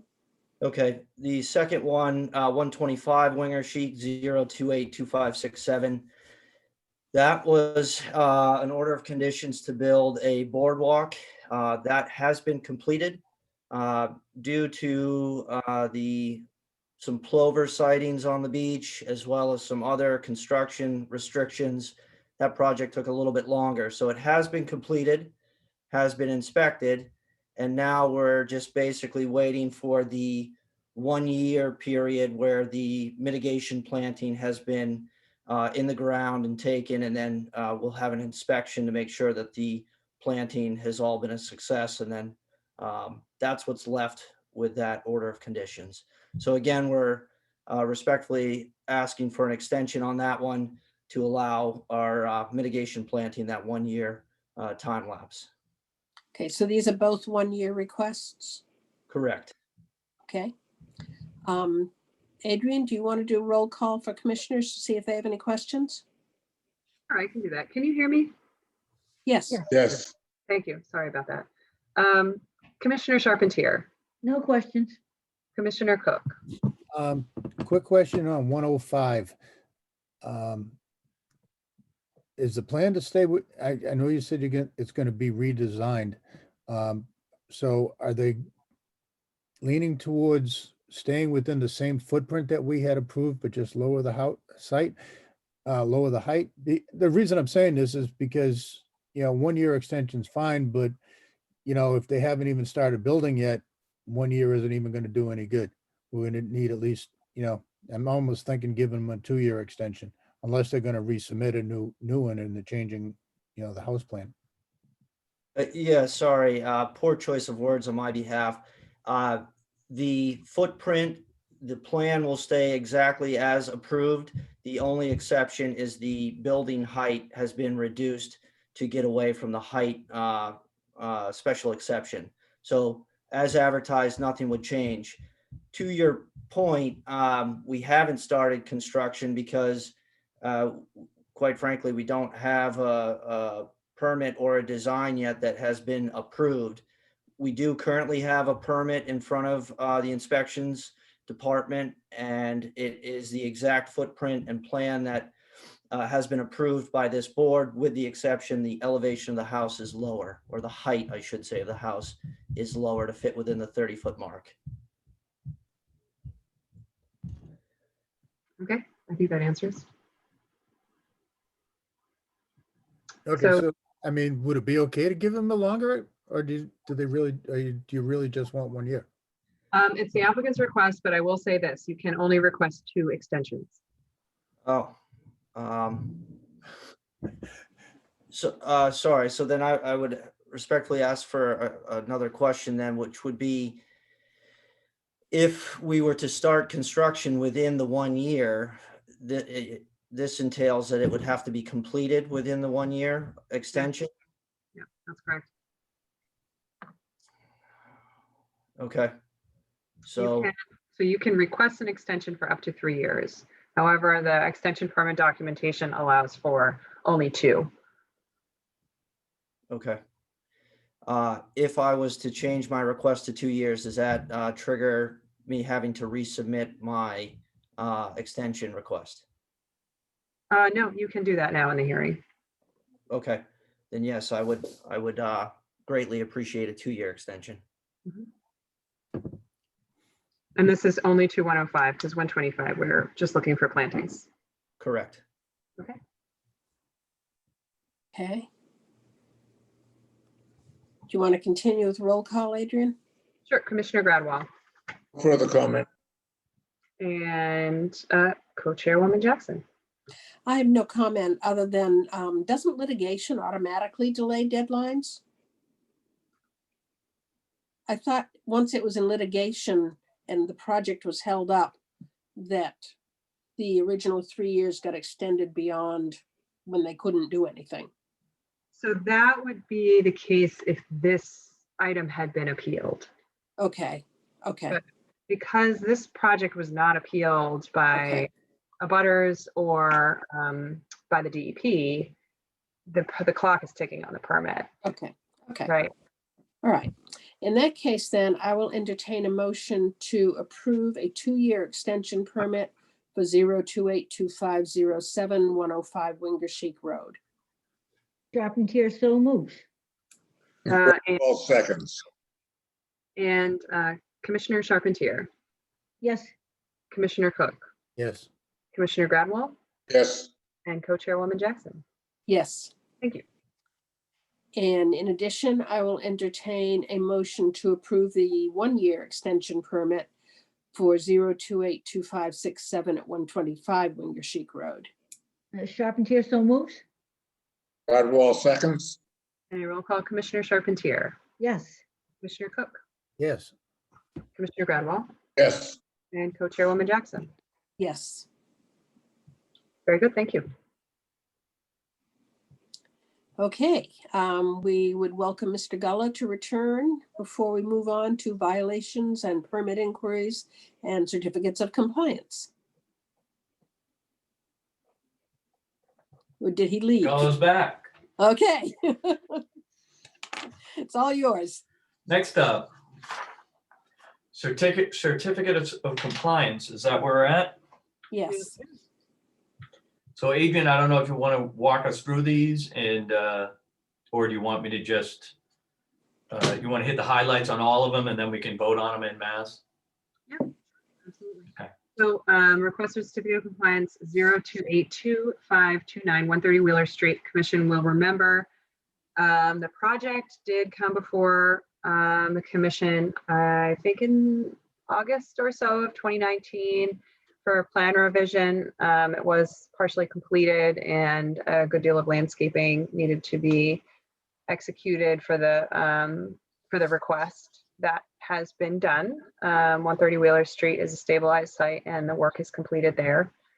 RCOC 0282614, number 3 Daventry Lane. This is actually a certificate of compliance the commission has already issued. So number 3 Daventry Lane is the project where the commission had to issue an amended order of conditions. The applicant's representative recorded the initial order conditions in one book and page at the registry because it had been approved before the subdivision of the lot.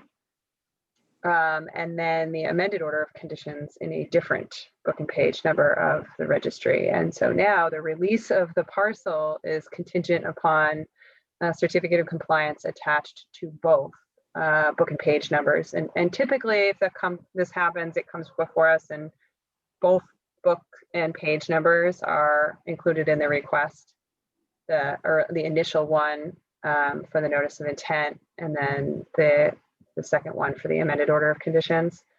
But in this case, that was left off from the request that was made to the commission. I think it was in November. So now we're in a position to essentially do the same thing again with a different book and page number so that the parcels can be released. Okay. Is this common or is this just a mistake that something? It's a mistake. It happened. Okay. I mean, this is not a tremendously common. There's no hidden agenda here. It's just no. it's the process. It's because the law was subdivided. You know, the initial order of conditions was strictly, this 2614 was strictly for the roadway and the stormwater engineering plan. And it was only one lot at that time. And Right. so, and it was held by a different owner.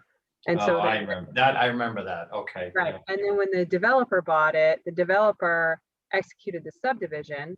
That's right. And there were 2 new additional parcels. This order was carried over strictly for the roadway and stormwater engineering, which took place on 2 of the 3 parcels. And then there was some tree removal that needed to be addressed. And that was how this project came in for an amended order of conditions, was essentially to try to resolve the vegetation issue, because the engineering actually works beautifully. And then there were 2 orders, right? Or, you know, an order and an amended order in 2 different locations at the registry because the parcel was subdivided. Got So, it. yeah. It's not like, it's not tremendously common. Typically it's covered in the paperwork, but in this case it wasn't. So, Understood. yep. RCOC 028 2381 2570 and 2600 is a series of changes and updates and upgrades made to 122 Wheeler Street over time. As you can see, these are some of them fairly old orders of conditions. 2381 probably would have dated back to around 2015. And then moving forward from there, the applicant's representative did submit some pretty nice as-built drawings and also a narrative describing all the work that's done. It's hard to see necessarily one order from another in terms of the work that was completed because you're taking the whole thing as a whole, but for the interests of a request for certificate of compliance and for the property owner to be able to release their title, the work has been completed and the property is stabilized. Excellent. Okay, with that then, do you want me to do it in, Joe? As penance for Yeah, go stepping ahead. out earlier? All right, Sure. can we get a motion to approve the request for certificate of compliance for the following? 028-2529 130 Wheeler Street. 028-2614 3 Daventry Lane. 282381 122 Wheeler Street. 282570 122 Wheeler Street. And 282600 122 Wheeler Street. Commissioner Jackson moves to approve the aforementioned projects for a certificate of compliance. Charpentier seconds. Roll call, Commissioner Charpentier, Yes. Commissioner Cook, Yes. Commissioner Gradwall, Yes, Co-Chairwoman Jackson, Yes. and Co-Chairman Gullah. Yes, Okay, thank you very much. thank you, everybody. Well done. Commissioners, before we close up for the night, I wanted to survey you a little bit on your ability to come back into the office. They did reopen the annex lobby after some construction, and so I am able to leave signature pages downstairs again. Does that work for you, or do you prefer that I come to you? Works for think- me. Works for Yeah, I me. can go there. I can continue. I can go there. Okay. Barry has no problem with anything. Very, When do you anticipate pages being ready for signing, Adrian? I will try to have them down there for him. I mean, I'll send them tonight. I'll send signature pages tonight after this meeting, and then my clerk should be in at 10 to put them in the signature page folder. Okay. Okay, so tomorrow afternoon? And the issue date for permits, in case anybody is wondering or anybody is still on for that, will be January 21. Okay.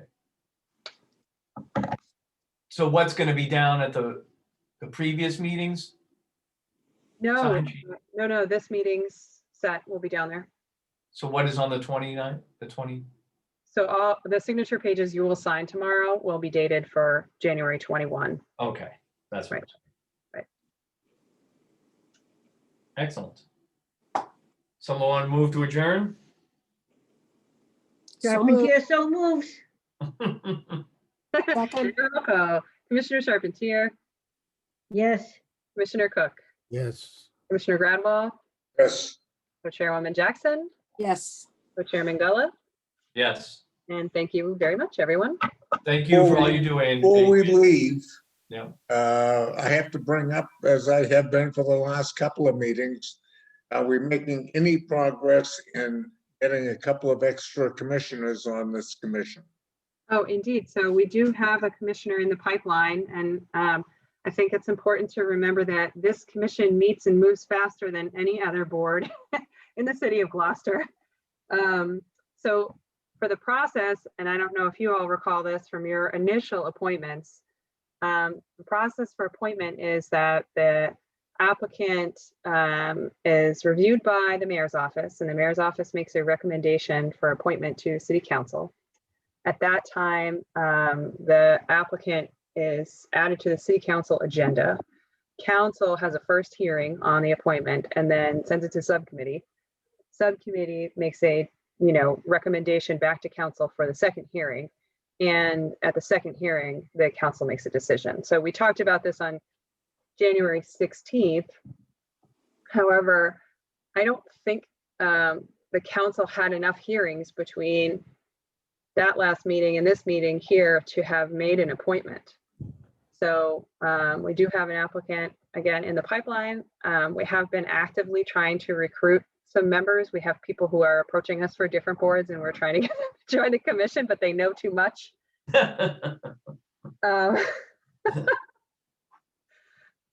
So we should be able to fill one of the seats in the next month or two, hopefully.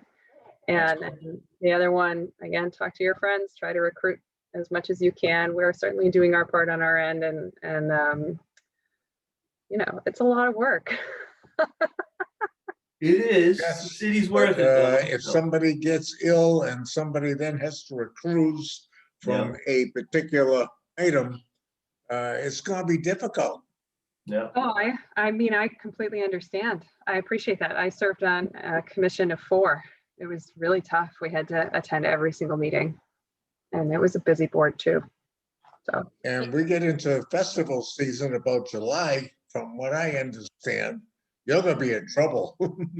yeah, I mean, it may be so. Question, Joe? Adrian, looking towards the future when we can actually meet in person again, do you think that it will be viable for people who are traveling, i.e. me, to join in remotely? Or will we have to be present? Have you got any ideas or thoughts? I mean, I think that's a great question, and it's a wonderful thing to, philosophize about. However, ultimately, the ability to host and hold remote meetings and have remote attendance is going to fall upon the governor to Yeah. decide. I don't anticipate even for a second that that's something that will be municipality by municipality authorization, like similar to a superintendent with the school district. I think Yeah. that we're going to see a blanket policy decision with regards to remote meetings. And I will say, I think it's working out. And I think Yeah. applicants, representatives, and applicants themselves, I mean, when I think about what drives this, you have to follow the money. And so not having to do the travel time and the time spent in front of a commission sitting in a room, those are billable hours for applicants' representatives that they're now reduced to only the time of their hearing, essentially. Yep. So, that may very well drive the decision-making process, especially when you consider it across the scope of the entire Commonwealth and all kinds of different projects and all kinds of different boards. It's not just conservation, it's planning, ZBA, city councils. I mean, we're talking about a huge industry here that is shifting. So I'm excited to see what happens. We'll see, Good. It certainly dominates my life. Truly, I'm sure. On the, Wait a minute. I have one other comment. It just occurred to me, we never got back to 12 Ocean Highlands.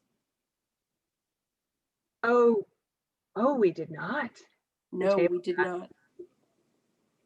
Okay, well, by default, it will be continued. Yeah. Okay.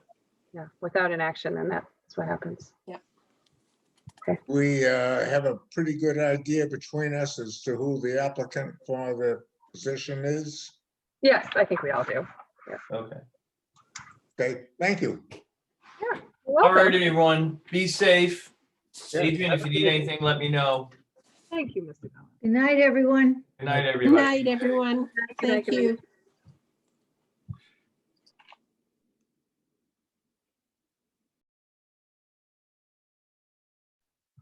Take care, gang. Hi, Gary. Barry. Sorry. I'm tired.